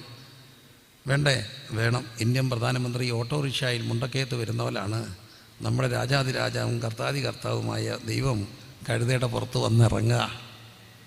ഞാൻ ചോദിച്ചു, എന്തിനാ ഈ കഴുതപ്പുറത്ത് വന്നേ? ഒരു കുതിരപ്പുറത്തൊക്കെയും വരണ്ടേ? എന്നാലേ ഒരു ഗുമ്മൊക്കെ ഉള്ളൂ. കഴുതപ്പുറത്ത് എന്തിനാ വന്നേ? അപ്പം കർത്താവ് എന്നോട് തിരിച്ചൊരു ചോദ്യം ചോദിച്ചു. ഞാൻ കുതിരപ്പുറത്താണ് വന്നെങ്കിൽ കുതിര സ്പീഡിൽ നടക്കണ്ട. കുതിര നടന്നാൽ പോലും ഒപ്പം എത്തണമെങ്കിൽ നമുക്ക് എന്ത് ചെയ്യണം? ഓടേണ്ട വരും. അപ്പം കുതിര ഓടിയാൽ നമ്മൾ ഓടിയെത്തുമോ? ഇല്ല. കുതിരപ്പുറത്താണ് വന്നെങ്കിൽ ഒരു കാര്യം പ്രിയരെ, A+B the whole squared is equal to A squared plus 2AB plus B squared പറഞ്ഞ് അടുത്തടുത്ത് പോകുമ്പോഴും കണക്ക് ചെയ്യുമ്പോഴും അപ്പുറത്തോൻ എന്തോ ആദ്യം എഴുതുന്ന ഇപ്പുറത്തോട്ട് നോക്കിയിരിക്കുന്ന ഇവൻ എങ്ങനെ ഓടിയെത്തും? പ്രത്യേകിച്ച് കോവിഡിലൊക്കെ മൊത്തം ഓൺലൈനായിരിക്കും. എങ്ങനെ ഓടിയെത്തും? പക്ഷേ ഈ കഴുതപ്പുറത്ത് വന്നുകൊണ്ടൊരു ഗുണമുണ്ട്. എത്ര സ്ലോ ആയവർക്കും കൂടെ നടക്കാൻ പാകത്തിൽ, എത്ര പെതുക്കെ പോകുന്നതിനോടൊപ്പം ഓടിയെത്താൻ കഴിയുന്ന പാകത്തിൽ വന്ന ഒരു ഗുരുവുണ്ട്. നമ്മുടെ കർത്താവായ യേശുക്രിസ്തുവാണ്. ബുദ്ധിപരമായി ദാരിദ്ര്യം അനുഭവിക്കുന്ന ഒത്തിരി പേർ പ്രത്യേകിച്ച് ഈ പഠന കാലയളവിലുണ്ട്. അവരെക്കാട്ടിലും അവരുടെ കാര്യത്തിൽ പ്രയാസമുള്ളത് അവരുടെ അമ്മമാരാ. എങ്ങനെങ്കിലും കർത്താവെ ഇവരെ ഒന്ന് ജയിപ്പിക്കണേ. കൂടുതൽ ഉപവാസം അമ്മമാരാ. പിള്ളേർ പലരും ജയിക്കുന്നത് എങ്ങനെയാണെന്നറിയാം? വോളിബോൾ കളിക്കുന്ന പോലെ. വോളിബോൾ കളിക്കുന്ന കണ്ടിട്ടുണ്ടോ? പന്ത് വരുമ്പോൾ ഇച്ചിരി ലിഫ്റ്റ് ചെയ്യാൻ അറിയാവുന്നവർ ലിഫ്റ്റ് ചെയ്ത് കൊടുക്കും. നല്ല പൊക്കമുള്ള ഒരാൾ കാണും സ്മാഷ് ചെയ്യാൻ. ഒരാൾ നല്ലപോലെ ലിഫ്റ്റ് ചെയ്ത് കൊടുത്താൽ ജിമ്മി ജോർജിനെയോ കണ്ടിട്ടില്ല, ഒരൊറ്റ അട്ടിയെ ഒരുമാതിരിപ്പെട്ടവരൊന്നും ബ്ലോക്ക് ചെയ്യത്തില്ല. ആ ഒരൊറ്റ അട്ടിക്ക് ബോൾ അപ്പുറത്ത് കിടക്കും. ഇതുപോലെ നമ്മുടെ പല പിള്ളേരും ജയിക്കുന്നത് എങ്ങനെയാണെന്നറിയാമോ? അമ്മയൊന്ന് പൊക്കി കരഞ്ഞു കൊടുക്കും, പാസ്റ്റർ അവിടെ ഇരുന്നുകൊണ്ട് ഒറ്റ അടി അടിക്കുക, in the name of Jesus അപ്പുറത്ത് കിടക്കട്ടെ, ഒറ്റ അടിയാ അപ്പുറത്ത് കിടക്കുക. വോളിബോൾ കളിക്കുന്ന പോലെ തന്നെയാണ്. എങ്ങനെ ഒത്തു? യഹോവയാൽ സംഭവിച്ചു. പക്ഷേ ഒരു കാര്യം എനിക്കറിയാം, എത്ര ബുദ്ധി കുറഞ്ഞവനും വേദോസം പറയുന്നു, പിൻപനെ മുൻപനാക്കാൻ കഴിവുള്ള, ജ്ഞാനികളെ ലജ്ജിപ്പിപ്പാൻ ഭോഷത്വമായി തിരഞ്ഞെടുത്ത, ധനവാന്മാരെ ലജ്ജിപ്പിപ്പാൻ ദാരിദ്ര്യത്തിൽ തിരഞ്ഞെടുത്ത, കുലവാന്മാരെ ലജ്ജിപ്പിപ്പാൻ കുലഹീനമായി തിരഞ്ഞെടുത്ത നമ്മുടെ കർത്താവ് യാക്കോബ് അപ്പോസ്തലൻ പറയുന്നു, നിങ്ങൾ ഒരുവന് ജ്ഞാനം കുറവാണെങ്കിൽ ഔദാര്യമായി കൊടുക്കുന്ന ദൈവത്തോട് ചോദിച്ചാൽ അവന് കിട്ടുമെന്ന്. അങ്ങനെയെങ്കിൽ യബ്ബേസിൻ്റെ അതിരുകളെ വിശാലമാക്കിയ ദൈവം നമ്മുടെ ദൈവമാണ്. കരമുയർത്തി കർത്താവിനെ സ്തുതിച്ചേ, കരമുയർത്തി കർത്താവിനെ കരങ്ങൾ ഉയർത്തിപ്പിടിച്ച് ദൈവത്തോടൊന്ന് പ്രാർത്ഥിച്ചേ. ബുദ്ധിപരമായ ദാരിദ്ര്യം, ആ ബുദ്ധിപരമായ ദാരിദ്ര്യത്തിൽ ഉള്ള കുഞ്ഞിനെ അവനങ്ങനെ പ്രാർത്ഥിച്ചപ്പോൾ എൻ്റെ കൂടെ ഇരുന്നൊരു കൂട്ടുകാരൻ സങ്കടം തോന്നിയിട്ട് ആ കുഞ്ഞിനെ കെട്ടിപ്പിടിച്ചൊരൊറ്റ പ്രാർത്ഥന അങ്ങ് പ്രാർത്ഥിച്ചു. കർത്താവെ, ഇൻ്റലക്ച്വൽ ബ്രെയിൻ ഇവൻ്റെ മേൽ ഇൻസ്റ്റോൾ ചെയ്യുന്ന അങ്ങ് പ്രാർത്ഥിച്ചു. ഇൻ്റലക്ച്വൽ ബ്രെയിൻ കഴിഞ്ഞ ദിവസം ചോദിച്ചാൽ പറഞ്ഞു, ഇപ്പോൾ ഇച്ചിരൂടെ ബുദ്ധി കൂടിയിട്ടുണ്ട്, 4 വിഷയത്തിന് ജയിച്ചു, അവനും കഴിക്കാൻ തുടങ്ങി. ഒരു കാര്യം ഉറപ്പാണേ, എത്ര ബുദ്ധി കുറഞ്ഞ ബുദ്ധി ദാരിദ്ര്യം അനുഭവിക്കുന്നവർക്കും ബുദ്ധിമണ്ഡലം തുറക്കാൻ കഴിവുള്ള ഒരു ദൈവമുണ്ട്. ദരിദ്രരായ നിങ്ങൾ ഭാഗ്യവാന്മാരാ. കരമുയർത്തി സ്തുതിച്ച് പരീക്ഷയൊക്കെ അടിക്കുമ്പോൾ എൻ്റെ കുഞ്ഞെങ്ങനെ പാസ്സാകും? ചില മക്കൾക്ക് എല്ലാം എളുപ്പമായിരിക്കാം, എന്നാൽ ചില മക്കൾക്ക് പാടായിരിക്കാം. ഞാൻ പ്രാർത്ഥിക്കുന്നത് കണ്ടിട്ടുണ്ട്, സാക്ഷ്യങ്ങൾ കേട്ടിട്ടുണ്ട്. കർത്താവെ, പഠിക്കാൻ ബുദ്ധിയില്ല, ട്യൂഷന് വിടാൻ അപ്പൻ്റെ സ്പെഷ്യൽ ട്യൂഷന് കാശില്ല. കുഞ്ഞൊരു കസേര ഇട്ട് കൊടുത്തിട്ട് കർത്താവിനോട് പറഞ്ഞു, ഈ കസേരയിൽ എൻ്റെ കൂടെ ഇരിക്കണം, എനിക്ക് പറഞ്ഞു തരണം. അങ്ങനെ വിളിച്ചാൽ കൂടെ ഇരുന്ന് പറഞ്ഞു കൊടുത്ത് പിൻപനെ പൊക്കി മുൻപനാക്കുന്ന, ജ്ഞാനികളെ ലജ്ജിപ്പിപ്പാൻ ഭോഷത്വമായി തിരഞ്ഞെടുത്ത, ധനവാന്മാരെ ലജ്ജിപ്പിപ്പാൻ കുലഹീനമായി തിരഞ്ഞെടുത്ത എൻ്റെ ദൈവത്തിൻ്റെ കൃപ, അവിടുത്തെ നിറവ് നമ്മുടെ ദാരിദ്ര്യത്തിൽ അനുഭവിക്കാൻ കഴിയും. കരങ്ങൾ ഉയർത്തി എല്ലാ മക്കളെയും ഓർത്ത് പ്രാർത്ഥിച്ച്, എന്നെ കേൾക്കുന്ന മക്കളെ പുറകിലാണെങ്കിൽ ഇന്ന് രാത്രി ഞാൻ ഒരു കാര്യം ഉറപ്പ് തരാം, അന്യഭാഷയിൽ പ്രാർത്ഥിച്ചൊരു കസേര ഇട്ട് കൊടുത്തിട്ട് പറയണോ, എൻ്റെ കൂടിയിരിക്കണം കർത്താവേ, എനിക്ക് ബുദ്ധി കുറവാണ്, എനിക്ക് ഇന്ന വിഷയം പാടാ, എനിക്ക് മനസ്സിലാകുന്നില്ല. നിങ്ങൾക്ക് ഭാരമുള്ളതിനെ, നമുക്ക് കഴിയാത്തതിനെ തമ്പുരാൻ്റെ കരത്തിലേക്ക് ഏൽപ്പിച്ചാൽ നമ്മളെ ചുമക്കുന്ന ദൈവമുണ്ട്. എബ്ബേസിൻ്റെ ദൈവമാ. ഹല്ലേലൂയ. ഇതാ സാക്ഷികളുടെ ഇത്ര വലിയ സമൂഹം നമുക്ക് ചുറ്റും നിൽപ്പുണ്ട്. ബുദ്ധി ദാരിദ്ര്യം അനുഭവിച്ച് തങ്ങളുടെ ദാരിദ്ര്യത്തെ ദൈവകരങ്ങളിൽ സമർപ്പിച്ച് ദൈവത്താൽ സമ്പന്നരായി, ദൈവത്താൽ നിറഞ്ഞ 1000 പേരുടെ സാക്ഷ്യങ്ങൾ പ്രിയമുള്ളവരെ നമുക്ക് ചുറ്റും നിൽക്കുമ്പോൾ പറയാം, ബുദ്ധി ദാരിദ്ര്യം അനുഭവിക്കുന്നവരെ ജ്ഞാനത്തിൽ സമ്പന്നരാക്കാൻ കഴിവുള്ള ദൈവമുണ്ട്, നിറയ്ക്കാൻ കഴിവുള്ള ദൈവമുണ്ട്. നിറവ് അവൻ നിറയ്ക്കുന്ന ദൈവമാണ്. രണ്ടാമതൊരു ദാരിദ്ര്യമുണ്ട്, അത് മാനസികമായ ദാരിദ്ര്യമാണ്. മാനസികമായ ദാരിദ്ര്യം ചെറിയൊരു കാര്യമല്ല. കോവിഡിന് ശേഷം നമ്മൾ കേൾക്കുന്ന, കോവിഡ് അനന്തരം പോസ്റ്റ് കോവിഡ് പ്രോബ്ലം തന്നെയാണ്. കോവിഡിന് ശേഷം ഒത്തിരി മാറ്റങ്ങളുണ്ടായി. പണ്ട് പോസ്റ്റ് കൊളോണിയൽ എന്നൊക്കെ കേൾക്കുന്ന പോലെ തന്നെയാണ് കോവിഡിന് ശേഷം ഉണ്ടായിരിക്കുന്ന മാറ്റങ്ങൾ. കോവിഡിനോട് അനുബന്ധികമായി ഉണ്ടായിട്ടുള്ള ഒത്തിരി പ്രശ്നങ്ങളിലൊന്ന് മാനസികമായ അസ്വസ്ഥതകൾ വർദ്ധിച്ചു എന്നുള്ളതാണ്. ഒരു 10 വർഷം മുമ്പോ 15 വർഷം മുമ്പോ നമ്മൾ കേൾക്കാതിരുന്നൊരു വാക്കാണ് ഡിപ്രഷൻ എന്നൊക്കെ പറയുന്നൊരു വാക്ക്. ഭ്രാന്ത്, മാനസിക പ്രശ്നങ്ങൾ വളരെ കുറവായിരുന്നു. പക്ഷേ ഇന്ന് അത് സ്വാഭാവികമായിട്ടും കൂടി. എന്തുകൊണ്ടെന്ന് ചോദിച്ചാൽ അറിയില്ല. പോസ്റ്റ് കോവിഡ് പോലെ തന്നെ അതിൻ്റെ ഒരു സ്വാധീനം കൂടുക. മിക്ക പിള്ളേരും ഒരു സമയത്ത് നേഴ്സിങ്ങിന് പോകുമായിരുന്നു. ഇപ്പോൾ ഒത്തിരി പിള്ളേർ സൈക്കോളജി പഠിക്കാൻ പോകുന്നുണ്ട്. BA psychology, BSc psychology, clinical psychology. എന്തിനാ ഈ സൈക്കോളജി പഠിക്കാൻ പോകുന്ന ഒത്തിരി പിള്ളേർ സൈക്കോളജി പഠിക്കാൻ പോവുക? കാരണം അവർക്കറിയാം ഇതിൻ്റെ നീഡ് കൂടിക്കൊണ്ടിരിക്കുക. സൈക്കോളജിക്കൽ ഹെൽപ്പ് വേണ്ട നീഡ് കൂടിക്കൊണ്ടിരിക്കുക. സൈക്കോളജിയും സൈക്കാട്രിയും രണ്ടാ. പല കാര്യങ്ങളും മെഡിസിൻ ഇല്ലാതെ തന്നെ ഒരു നല്ല സൈക്കോളജിക്കൽ സപ്പോർട്ട് കൊണ്ട് ശരിയാക്കാൻ കഴിയുമെന്നുള്ളതുകൊണ്ട് ക്ലിനിക്കൽ കൗൺസിലിംഗ് ക്ലിനിക്കുകളൊക്കെ എണ്ണം കൂടുക. നമ്മുടെ ക്രിസ്തീയ ശുശ്രൂഷയെ പോലും വലിയ സ്വാധീനമാണ്. MTHൻ്റെ പാസ്റ്റർ ക്ലിനിക്കൽ കോഴ്സുകളൊക്കെ എടുക്കുന്ന ധാരാളം സെക്കുലർ ആൾക്കാർ പോലും ഉണ്ട്. അപ്പോൾ എന്താണ് അവിടെ നമ്മൾ കാണുക? മാനസികമായ ഒരു ദാരിദ്ര്യമാണ്. ഈ മാനസികമായ ദാരിദ്ര്യം ഇന്ന് വളരെ സജീവമായൊരു കാര്യമാണ്. വിഷാദരോഗം കൂടുന്നു, ഭയം കൂടുന്നു. എളിവൻ്റെ അടുക്കൽ ഇന്ന് വന്ന് പ്രാർത്ഥിച്ചതിൽ ഒരു 10-15 മക്കളിൽ ഒരു 8 പേരോളം കരയുമായിരുന്നു. എന്താ കാര്യം? പരീക്ഷ എന്ന് കേട്ടതേ ഉള്ളൂ, പിള്ളേർക്ക് പേടിയായി. ഞാൻ ചുരുണ്ട് പോയ മക്കളെ കണ്ടിട്ടുണ്ട്. പരീക്ഷയുടെ തലേദിവസം ചുരുണ്ടുപോയി, അക്ഷരാർത്ഥം ലിറ്ററലി ചുരുണ്ടു. ആ ചുരുണ്ടു പോയ മകളെ കൊണ്ട് രാത്രി എളിയവൻ കൗൺസിലിംഗ് സെൻ്ററിൽ കൊണ്ടുപോയി. ആ കുഞ്ഞിനെ തെറാപ്പികളൊക്കെ ചെയ്തു, ട്രിപ്പൊക്കെ ഇട്ടു, ഓക്കെ ആയി. എന്നിട്ട് ഒരുമാതിരി ഓക്കെ ആക്കി അവിടും തന്നെ പരീക്ഷ എഴുതാൻ കൊണ്ടുവന്ന് പേടിയ. മുഴുവൻ പഠിച്ച കുട്ടിയാ, തോറ്റുപോകുന്നു. മോളെ, പരീക്ഷ എഴുതാതെ ഇന്ന് വരെ ആരെങ്കിലും തോറ്റിട്ടുണ്ടോ? ഇല്ല. എഴുതാതെ എങ്ങനെ തോക്കുക? മുഴുവൻ പഠിച്ച കുട്ടിയുമാ, പക്ഷേ പേടിയാ, ഭയമാ. കുഞ്ഞിനെ സ്കൂളിൽ കയറ്റി വിട്ടു, പരീക്ഷ ഹാളിലോട്ട്. അവരുടെ പേരൻറ്റ് ഞാനും ഉണ്ട്, ഗ്രൗണ്ടിലുണ്ട്. പ്രാർത്ഥിച്ച് സ്തോത്രം ചെയ്ത് കുഞ്ഞകത്ത് പോയപ്പം ഗ്രൗണ്ടിൽ നിൽക്കുക. അല്പം കഴിഞ്ഞ് വന്നപ്പോൾ ഞാൻ കണ്ടു ആംബുലൻസ് ചീറിപ്പാഞ്ഞ് പരീക്ഷാ ഹാളിലോട്ട് പോകുന്നു, തിരിച്ചതുപോലെ വിട്ടു പോകുന്നു. അമ്മ ഉറപ്പിച്ചു, എൻ്റെ കൊച്ച, അമ്മ ഫ്ലാറ്റ്. പക്ഷേ അമ്മയുടെ കൊച്ചല്ലായിരുന്നു. പക്ഷേ അമ്മ ഉറപ്പിച്ചു, എൻ്റെ കൊച്ച് തന്നെ. തലേദിവസത്തെ ബഹളം കണ്ടല്ലേ, പരീക്ഷയുടെ വെപ്രാളം കയറിക്കഴിഞ്ഞാൽ ഭയം. ഈ മാനസികമായ ദാരിദ്ര്യം ഒരു യാഥാർത്ഥ്യമാണ്. പക്ഷേ ഭ്രാന്തെന്നൊക്കെ വിളിക്കുന്ന നമ്മുടെ രോഗം, അതുകൊണ്ട് നമ്മൾ പറയത്തില്ലേ, ഈ രോഗം ശത്രുക്കൾക്ക് പോലും എന്ത് വരരുത്.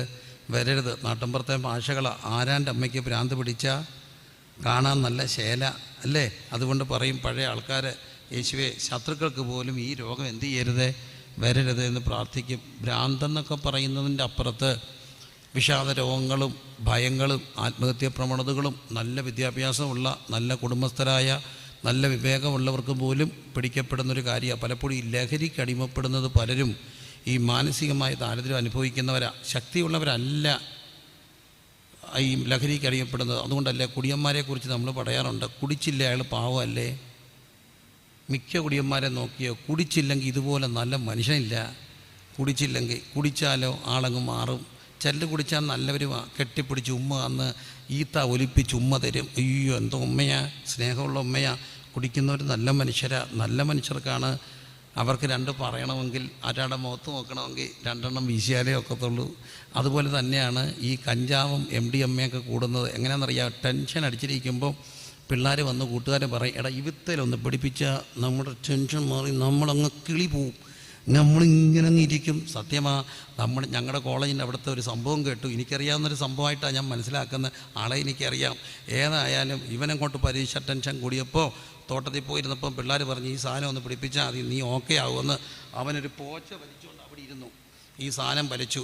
2 ഏക്കർ തോട്ടത്തിലെ മുഴുവൻ പോച്ചയും പറിച്ചു കൂട്ടി. കുന്ന് 1, കുന്ന് 2, കുന്ന് 3 പറഞ്ഞ് പോച്ച പറിച്ച് കൂട്ടുക. ഏതായാലും അതോടുകൂടി അവൻ്റെ വലി നിന്നു. നോക്കിയപ്പം കെട്ടുവിട്ടപ്പം പോച്ച പറിച്ച് കൂട്ടി. അപ്പോൾ ഏത് കാര്യം ചെയ്തുകൊണ്ടിരിക്കുന്നു അത് ചെയ്യാനുള്ള ശക്തി കിട്ടുമെന്ന്. മാനസികമായ പ്രയാസങ്ങൾ. പക്ഷേ എനിക്കറിയാം, ഈ പെന്തക്കോസ്തുകാർക്ക് ഒരു പ്രത്യേകത ഉണ്ടായിരുന്നു കേട്ടോ. അതായിരുന്നു പെന്തക്കോസ്ത്, അതാകണം പെന്തക്കോസ്ത്. അതാണ് പെന്തക്കോസ്ത്. എന്താ? ഏത് പ്രശ്നത്തിലും കയറി ഇടപെടും. ഞങ്ങളുടെ ഒരു കൊച്ച് സൺഡേ സ്കൂളിൻ്റെ പരീക്ഷ എഴുതിയപ്പം വലിയ പിള്ളേർക്ക് കൊച്ചു പിള്ളേർക്ക് ചോദ്യം. നമ്മുടെ ഒരു കുരുന്നിനോട് സൺഡേ സ്കൂൾ ടീച്ചർ ചോദിച്ചു, മോനെ ചോദ്യം നമ്പർ 1 എന്താണ്? ലാസറിൻ്റെ വീട്ടിൽ ചെന്നിട്ട് യേശു എന്താ ചെയ്തേ? ലാസറിൻ്റെ വീട്ടിൽ ചെന്നിട്ട് യേശു എന്തോ ചെയ്തു? അവൻ കുറേ നേരം നോക്കിയിട്ട് പറഞ്ഞു, എന്തോ ചെയ്യാനാ, കയറി അങ്ങ് ഇടപെട്ടില്ലെന്ന് ചോദിച്ചു. അതാണ് അതിൻ്റെ സത്യം. എന്തോ ചെയ്യാനാ, കയറി അങ്ങ് ഇടപെട്ടെന്ന്. അവന് സാറ് മാർക്ക് കൊടുത്തു. അതല്ലേ ഉത്തരം. യേശു കയറി എന്ത് ചെയ്തു? കയറി അങ്ങ് ഇടപെട്ടു, പ്രശ്നത്തിൽ ഇടപെട്ടു. ഈ പ്രശ്നത്തിൽ ഇടപെടുന്നവരായിരുന്നു പെന്തക്കോസ്ത്. അതാ പെന്തക്കോസ്ത്. അതുകൊണ്ട് തന്നെ പെന്തക്കോസ്ത് സഭാഹാളുകളിൽ ഒരു പ്രത്യേകത ഉണ്ടായിരുന്നു. കെട്ടിയിട്ടുകൊണ്ട് കൊണ്ടുവരുമോ? കെട്ടിയിട്ട് കൊണ്ടുവരും. ഭൂതം പിടിച്ചതിനെ, ഭ്രാന്ത് പിടിച്ചതിനെ ഒക്കെ എൻ്റെ വീട്ടിൽ കെട്ടിയിട്ട് കൊണ്ടുവരുന്ന എനിക്ക് ഓർമ്മയുണ്ട്. ഓട്ടോറിക്ഷയിലൊക്കെ കെട്ടിയിട്ട് കൊണ്ടുവരും. ഞങ്ങളുടെ രാത്രി വീട്ടിൽ പപ്പ ഉള്ളപ്പോൾ ആളെ കൊണ്ടുവരുന്നു പ്രാർത്ഥിക്കാൻ. ഹോസ്പിറ്റലൊക്കെ വലിയ ബഹളമായിട്ട് വരുന്നതിനൊക്കെ പ്രാർത്ഥിക്കാൻ. അതിലേറെ പിള്ളേരെ കൊണ്ടുവരുന്നത് ഈ കരയുന്ന കൊച്ചു പിള്ളേരെ കൊണ്ടുവരും. വലിയ പോലെ വലിഞ്ഞ് കരയുന്ന പിള്ളേരില്ലേ. അപ്പോൾ അതെന്താണ്? ചെല്ല് പറയാം. അവസാനത്തെ ഒരു കണ്ടുപിടുത്തോ പോരാട്ടോ, പിശാചിനെ കാണുന്ന ഗ്യാസിൻ്റെ മരുന്നും കൊടുത്ത്, ചെവി മരുന്നും കൊടുത്ത്, എന്നിട്ടൊന്നും പോകാത്തപ്പം വീട്ടിൽ കൊണ്ടുവരും. എന്തുകൊണ്ടെല്ലാം കൊണ്ടുവന്നിട്ടെന്നറിയാമോ? അവിടുത്തെ ഹോസ്പിറ്റലിലെ നേഴ്സസ് തന്നെ പറയും, താഴെ ഒരു ഉപദേശം കൊണ്ട് പ്രാർത്ഥിക്കുക. പാതിരാത്രിക്ക് ഈ കൊച്ചുങ്ങളുമായിട്ട് വരുമ്പോൾ എൻ്റെ അപ്പ അങ്ങോട്ട് എഴുന്നേറ്റ് ചെയ്യുന്ന ഒരൊറ്റ പ്രാർത്ഥന, പിശാച് എന്ന ഒരൊറ്റ ചാട. പേടിച്ചിട്ടാണേലും പിശാച് പോയിട്ടാണേലും കൊച്ചിൻ്റെ കരച്ചിൽ നിൽക്കും. ചിലപ്പം പേടിച്ച് നിൽക്കുന്നതായിരിക്കും, ഏതായാലും പിടിച്ചു നിർത്തിയ പോലെ കൊച്ചിൻ്റെ കരച്ചിൽ നിൽക്കും. അപ്പോൾ ഈ പെന്തക്കോസ്തുകാർക്കൊരു പ്രത്യേകതയുണ്ട്. എന്താണ്? പ്രശ്നങ്ങളിൽ ഇടപെടുന്നവരാ, അവരെ കെട്ടിയിട്ട് കൊണ്ടുവരായിരുന്നു. അങ്ങനെ ഒരു വട്ടം ഒത്തിരി പേരെ കൊണ്ടുവന്ന ചരിത്രങ്ങൾ ഇന്നല്ല അന്ന് എൻ്റെ ഓർമ്മ. ഇന്ന് നമ്മൾ കുറച്ചുകൂടെയൊക്കെ ചിന്തിച്ച് കാര്യങ്ങൾ ചെയ്യത്തുള്ളൂ. അന്ന് അങ്ങനെ കൊണ്ടുവന്നൊരു ചെറുപ്പക്കാരൻ വയലൻ്റായ ചെറുപ്പക്കാരനെ പിടിച്ചു കെട്ടുമ്പോൾ എനിക്കൊരു 10, 15, 16 വയസ്സ് കാണും. ഡിഗ്രി ഫസ്റ്റ് ഇയറൊക്കെ പഠിക്കുന്ന സമയം. ഞാനും കൊണ്ട് പിടിച്ചു കെട്ടാൻ ഞങ്ങളെല്ലാം കൂടി പിടിച്ച് കെട്ടിയിട്ട് പ്രാർത്ഥിച്ചു. അന്ന് ആ സഹോദരനെ പിടിച്ചു കെട്ടുമ്പോൾ അടുത്ത് ഇന്ന് വലിയവായി കരയുന്നൊരു പെങ്ങളെ, ആ മുഖം ഇന്നും എൻ്റെ മനസ്സിരിപ്പുണ്ട്. സ്വന്തം കൂടപ്പുറപ്പിനെ പിടിച്ചു കെട്ടുമ്പോൾ കരയുന്ന പെങ്ങളുടെ മുഖം എൻ്റെ മനസ്സിരിപ്പുണ്ട്. കാലചക്രം മുമ്പോട്ട് ഒത്തിരി ഓടി. ദൈവം ആ സഹോദരനെ സുഖപ്പെടുത്തി, അത്ഭുതകരമായി സുഖപ്പെടുത്തി. ആ സഹോദരൻ കല്യാണം കഴിച്ചു, മക്കളൊക്കെ ഉണ്ടായി. തനിക്ക് മക്കളുണ്ടായി പ്രായമായപ്പോൾ തന്നെ ഈ എളിയദാസൻ ശുശ്രൂഷകനായി വിവാഹങ്ങളൊക്കെ നടത്തേണ്ട ഒരു അവസ്ഥയിലേക്ക് എത്തി. മകൻ്റെ വിവാഹം, ആ സഹോദരന് ആ അസ്വസ്ഥത മാറി വിവാഹം കഴിച്ച് മക്കളുണ്ടായി. ആ മകൻ്റെ വിവാഹം ബിരുദമൊക്കെ എടുത്ത ഉന്നത വിദ്യാഭ്യാസം നേടിയ നല്ല ജോലിയുള്ള മകൻ്റെ വിവാഹം എളിയവനെ നടത്തിയത്. വിവാഹം നടത്തിയപ്പോൾ ഞാൻ പറഞ്ഞു, ഇവരുടെ മാതാപിതാക്കളാണ് ഇവർക്ക് വേണ്ടി ഏറ്റവും കൂടുതൽ പ്രാർത്ഥിച്ചത്. അവർക്ക് താല്പര്യമുണ്ടെങ്കിൽ അവരൊക്കെ ഈ യോഗത്തിൽ ഈ ശുശ്രൂഷയിൽ അടുത്ത് വന്ന് നിന്ന് കാണാം. അപ്പനും ഒക്കെ അമ്മയും 2 കൂട്ടരുടെയും പേരൻസ് അടുത്ത് വന്ന് നിന്നു. ഈ മക്കൾക്കോ ഒരു പക്ഷേ അവരുടെ ജീവിത പങ്കാളികൾക്കോ അവിടെ ഇരിക്കുന്നതിൽ 90% അറിയാത്ത, 99% അറിയാത്ത ഒരു കാര്യം എനിക്കറിയാം. ഞാൻ അപ്പനെ കല്യാണത്തിന് മുമ്പ് ചെറുപ്പത്തിൽ പിടിച്ചു കെട്ടുന്ന എൻ്റെ ഓർമ്മയിലുണ്ട്. പക്ഷേ ഇന്ന് അപ്പനായി അന്തസ്സോടെ പിന്നത്തേതിൽ വളർന്ന് മകൻ്റെ വിവാഹത്തിന് നിൽക്കുക. ആ മകന് മക്കളുണ്ടായി, അവരുടെ കൊച്ചുങ്ങളെ സമർപ്പിച്ചത് ഞാൻ എളിയവും പറഞ്ഞു, വല്യപ്പച്ചനും വല്യമ്മച്ചയ്ക്കും വന്ന് നിൽക്കാം. അന്തസ്സായി അഭിമാനത്തോടെ തൻ്റെ ചെറുമക്കളുടെ സമർപ്പണ ശുശ്രൂഷയിൽ വല്യപ്പച്ചൻ വന്ന് നിൽക്കുമ്പോൾ ഈ വല്യപ്പച്ചനെ ഞാൻ പിടിച്ചു കെട്ടിയതാ. പക്ഷേ ഒരു കാര്യമുണ്ട്, മാനസികമായ ദാരിദ്ര്യം അനുഭവിക്കുമ്പോൾ അവൻ്റെ അടുത്ത് ഇന്ന് കരഞ്ഞ കൂടപ്പുറപ്പിൻ്റെ കരച്ചിൽ കേട്ട ഒരു ദൈവമുണ്ട്. ഇവന് ഭ്രാന്ത, ഇവനെ പിടിച്ചു കെട്ടണമെന്ന് ചർച്ചക്കാർ വന്നപ്പോൾ ഭ്രാന്തൻ എന്ന് വിളി കേട്ട ഒരുവൻ നമ്മുടെ ഗുരുവാണെങ്കിൽ, മാനസികമായി ദാരിദ്ര്യം അനുഭവിക്കുന്നവരുടെ ലോകത്ത് വരുന്ന ഒരു കുഞ്ഞുണ്ട്. ഈ കോവിഡിൻ്റെ സമയത്ത് നിരാശ പിടിച്ച, വിഷാദം പിടിച്ച, മുറിക്കകത്ത് ഒതുങ്ങിപ്പോയ ധാരാളം കുഞ്ഞുങ്ങൾ എളിയവർ പ്രാർത്ഥിക്കാനിടയായി. അതിലൊരു പല കുഞ്ഞുങ്ങളുടെയും വിവാഹം പിന്നെ നടന്നപ്പോൾ അവരെ ഞാൻ വിദേശത്ത് വെച്ച് കണ്ടു. അവരുടെ വിവാഹത്തിന് അവരെന്നെ പ്രത്യേകം ക്ഷണിച്ചു. ചാച്ചൻ വന്ന് പ്രസംഗിക്കണം, കാരണം ഞങ്ങൾ മുറിയിൽ ഒതുങ്ങിപ്പോയപ്പോൾ ഞങ്ങൾക്ക് വന്ന് പ്രാർത്ഥിച്ചത് അച്ചാച്ചനാ വരണം. അഭിമാനത്തോടെയും സന്തോഷത്തോടെയും അവരുടെ സ്നേഹം കാണുമ്പോൾ ഒരു കാര്യം എനിക്കറിയാം, ഒതുങ്ങിപ്പോയ ഒത്തിരി എണ്ണത്തെ പുറത്തു കൊണ്ടുവരാൻ കഴിയുന്ന, മാനസികമായി ദരിദ്രരായി പോയവനെ മാനസികമായി നിറയ്ക്കുന്ന, നിറവിൻ്റെ ലോകത്തെത്തിക്കുന്ന ഒരുവനുണ്ട്. അവൻ്റെ പേര് നസറേയനായ യേശുവ. ദരിദ്രരായ നിങ്ങൾ ഭാഗ്യവാന്മാർ. മാനസികമായ ദാരിദ്ര്യം. മൂന്നാമത്തെ ഒരു ദാരിദ്ര്യമാണ് സാമൂഹ്യമായ ദാരിദ്ര്യം. എന്താണ് സാമൂഹ്യമായ ദാരിദ്ര്യത്തിന്? പല കാര്യങ്ങളുണ്ട്. ഒന്ന്, ജാതി വ്യവസ്ഥത ഇന്ന് ഒരു യാഥാർത്ഥ്യമാണ്. മാറ്റങ്ങൾ നിയമം മൂലമൊക്കെ ഉണ്ടായെങ്കിലും ഇന്നും ജാതി വ്യവസ്ഥത ഒരു യാഥാർത്ഥ്യമാണ്. അത് അവരെ സാമൂഹ്യമായ ദരിദ്രരാക്കാം. മറ്റൊന്ന് അവസ്ഥകൾ, തൊഴിൽ. പിന്നെ അതുപോലെ തന്നെ അപ്പന് ആത്മഹത്യ ചെയ്ത ആ മക്കളുടെ ദരിദ്രാവസ്ഥ മാറാൻ സമയമെടുക്കും. കല്യാണം വരുമ്പം പറയും കൊള്ളാം, പക്ഷേ അപ്പൻ എന്ത് പഠിച്ചതാ, ആത്മഹത്യ ചെയ്തതാ. പിന്നെ എൻ്റെ പ്രിയരെ, അവരുടെ ഓരോ കാര്യങ്ങളും ഓർക്കപ്പെടാം. അങ്ങനെ സാമൂഹ്യമായി ദരിദ്രരായി പോകാം. ഒരു കല്യാണത്തിൻ്റെ ആലോചന നടക്കുക, എളിയദാസനും അവിടെ ഉണ്ട്. ഏതാണ്ട് ഉറയ്ക്കുന്ന മട്ടൊക്കെ ആയപ്പം കാരണന്മാർ പുറത്തിറങ്ങുന്നു. അത് പിന്നെ നമ്മുടെ വീടുകളിലൊക്കെ ഉണ്ടല്ലോ, ഒരു കുശുകുശുപ്പ് എന്തൊക്കെയോ പറയുക. എന്നാ കാര്യം? ഞാനും ചെന്തി ചോദിച്ചു, എന്തോ കാര്യം? വലിയ കാരണവർ വീട്ടുകാരെ വിളിച്ച് പറയുക, അല്ല നടത്തുന്നതോ വേണ്ടായോ എന്ന് ആലോചിക്കണം. ചെറുക്കനെ മാത്രം നോക്കി നടത്തുവാണെങ്കിൽ കുഴപ്പമില്ല. പിന്നെന്താ കുഴപ്പം? ചെറുക്കനെ നോക്കിയാൽ പോരെ, നാട്ടുകാരെ നോക്കണോ? അല്ല, പിന്നെന്താ? അവൻ്റെ വല്യപ്പനുണ്ടല്ലോ, വല്യപ്പൻ എന്തോ പറ്റി? വല്യപ്പൻ നമ്മുടെ ടാപ്പിങ്ങാനായിരുന്നു. നടത്തണോ വേണ്ടായോ എന്ന് ആലോചിക്കുക. ചെറുക്കൻ കുഴപ്പമില്ല, മിടുക്കന, ശമ്പളമൊക്കെ ഉണ്ട്, നല്ല കാര്യം. പക്ഷേ വല്യപ്പൻ നമ്മുടെ ടാപ്പിങ്ങാനായിരുന്നു. സത്യമല്ലേ ആയിരുന്നു. ഞാൻ പക്ഷേ ഈ വല്യപ്പൻ്റെ ചരിത്രം അന്വേഷിച്ചപ്പോൾ ഒരു കാര്യം പിടികിട്ടി. രാവിലെ വെളുപ്പാങ്കാലത്ത് റബ്ബറിന് വളയുമ്പോൾ വല്യപ്പൻ പ്രാർത്ഥിച്ചു, ഭക്തനായിരുന്നു, എൻ്റെ മക്കളുടെ ഗതികേടൊന്നും മാറ്റിയേക്കണേ. പിന്നെ സഭയിൽ വന്ന് എല്ലാ അച്ചായന്മാരും മാറി നിന്നപ്പോൾ വന്ന ഉപദേശിയെ വിളിച്ചുകൊണ്ട് വീട്ടിൽ കൊണ്ടുപോകാനും ഇടയോഗം ആർക്കും വേണ്ടാത്തപ്പം നടത്താനും മാസയോഗത്തിന് പാചകം ചെയ്യാനും വീട് വൃത്തിയാക്കാനും വരുന്ന ഉപദേശിക്ക് വീട്ടിൽ കൊണ്ടുപോകാനും ഒക്കെ ഈ പാവങ്ങളെ ഉണ്ടായിരുന്നുള്ളൂ. കർത്താവ് ഒരു കാര്യം ചെയ്യും, ദരിദ്രനെ കുപ്പയിന്നുയർത്തി പ്രഭുക്കന്മാരുടെ പന്തിയിലിരുത്തും ദൈവമാണ് എൻ്റെ ദൈവം. സോഷ്യൽ സ്റ്റാറ്റസ് മാറ്റുന്ന ദൈവം. ദരിദ്രനെ ദൈവം തൻ്റെ ജനത്തിൻ്റെ സ്ഥിതി മാറ്റുമ്പോൾ യാക്കോബ് സന്തോഷിക്കും, ഇസ്രായേൽ ആനന്ദിക്കും. കരങ്ങളടിച്ച് ദൈവത്തെ ഒന്ന് സ്തുതിച്ച് സാമൂഹ്യ സ്ഥിതിയിൽ എൻ്റെ പൊന്നു പ്രിയരെ, there is a God who can change your social status. സാമൂഹ്യ ദാരിദ്ര്യം മാറ്റാൻ കഴിവുള്ള ദൈവത്തെ എനിക്കറിയാം. കുപ്പയിൽ നിന്ന് ഉയർത്തി പ്രഭുക്കന്മാരുടെ പന്തി ഇരുത്താൻ കഴിവുള്ള ദൈവം. മൂന്നാമത്തെ ഒരു ദാരിദ്ര്യ മേഖല ഞാൻ പറഞ്ഞു, സാമൂഹ്യമായ ദാരിദ്ര്യമാണ്. നാലാമത്തെ ഒരു ദാരിദ്ര്യ മേഖലയാണ് ശാരീരികമായ ദാരിദ്ര്യമാണ്.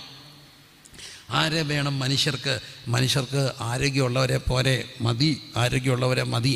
പലപ്പോഴും എനിക്ക് സങ്കടവും ദയനീയതയും തോന്നിയിട്ടുണ്ട് ഒരു കൂട്ടരോടാ.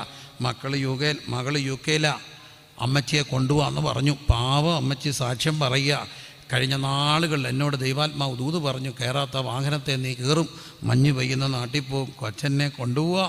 സന്തോഷത്തോടെ അമ്മ പറയുന്നത്. പക്ഷേ യാഥാർത്ഥ്യം സത്യത്തിൽ മറ്റൊന്നാ. അമ്മയോടുള്ള സ്നേഹത്തിൻ്റെ കൂടുതൽ കൊണ്ടുപോവുക അല്ലേ, കൊച്ചിനെ നോക്കാൻ കൊണ്ടുപോവുക. Baby sitting. ഈ അടുത്തിടയ്ക്ക് എന്നോട് അമ്മ പറഞ്ഞു, ബേബി സിറ്റിങ് ആരുടെ സഹിക്കായിരുന്നു, എൻ്റെ ജോലി പട്ടി സിറ്റിങ്ങാണ്. പട്ടിയെ നോക്കുക. പിള്ളേർ പഠിക്കാൻ പോയപ്പം പട്ടിയെ നോക്കാൻ ആരും ഇല്ലാത്തതിന് അമ്മച്ചിയെ കൊണ്ടുപോയി. കാരണം പിള്ളേർക്ക് വലുത് പട്ടിയാണ്. പക്ഷേ ആരോഗ്യമില്ലാത്തവരെ കൊണ്ടുപോകുമോ? ഇല്ല. നിരന്തരമായ ആരോഗ്യ പ്രശ്നം വന്നാൽ, ഞാനിപ്പോൾ ഉപദേശിയാണ്, പക്ഷേ തൊണ്ടയ്ക്ക് സൗണ്ട് പോയാൽ ആര് വിളിക്കും, എത്ര പ്രാവശ്യം വിളിക്കും? പെട്ടെന്ന് പറയും പോയി എന്താ പോയി, പോയെന്നേ പറയത്തുള്ളൂ. ശബ്ദം പോയെന്ന നമ്മളോർക്കും വേറെ പാട്ടുകാരെ വേണം. എപ്പോഴാണ്? ശബ്ദം ഉള്ളപ്പോഴല്ലേ വേണ്ടിയുള്ളൂ. ശബ്ദം പോയി കഴിഞ്ഞാൽ ആരെങ്കിലും വേണോ? ഇമ്മാനുവേലേ വേണ്ട. നല്ലൊരു തമാശ കേട്ടിട്ടുണ്ടോ? ഇല്ല. കേരളത്തിലെ വലിയ പ്രശസ്തനായ ഒരു അദ്ദേഹം പാട്ടുപാടി തുടങ്ങുമ്പോഴെല്ലാം പാടുന്നൊരു പാട്ടുണ്ടായിരുന്നു. വേറൊരാളെ അനുകരിച്ച ഇടയ കന്യക എന്നുള്ള പാട്ട് പാടിയായിരുന്നു ഗാനമേള തുടങ്ങുക. വേറൊരാളെ അനുകരിച്ച് ഏതായാലും ഒരു വട്ടം പുള്ളി ഇടയ കന്യക ഒരു കോളേജ് യൂണിയനിൽ പാടി. അവരുടെ പ്രോഗ്രാമാണ്. പിള്ളേർ കൈയടിച്ചിട്ട് പറഞ്ഞു വൺസ് മോർ, ഒന്നുകൂടെ പാടി. വീണ്ടും പാടിച്ചു. 4ാമത്തെ വട്ടം പാടിയപ്പം പുള്ളി പറഞ്ഞു, വേറെ പാട്ടുകൾ എൻ്റെ കയ്യിലുണ്ട്, അതുകൂടെ പാടാൻ സമ്മതിക്കണ്ടേ? പിള്ളേരാരാ മക്കൾ? അവർ പറഞ്ഞു, സാർ ഈ പാട്ട് പാടി ശരിയാക്കിയിട്ട് ഇനിയും ബാക്കി പാടിയാൽ മതി, ഇത് പാടി ശരിയാക്കിയിട്ട് പാടിയാൽ മതി. എത്ര വലിയ പാട്ടുകാരെയും ശബ്ദം ഉള്ളപ്പോഴല്ലേ വിളിക്കത്തുള്ളൂ. ശബ്ദം പോയ പാട്ടുകാരെ ആർക്ക് വേണം? ശബ്ദം പോയ ഉപദേശി ആർക്ക് വേണം? ആരോഗ്യമില്ലാത്ത അമ്മ ആർക്ക് വേണം? ആരോഗ്യമില്ലാതെ പെരയ്ക്കകത്തൊതുങ്ങിയ അപ്പനെ എത്ര പേർക്ക് വേണം?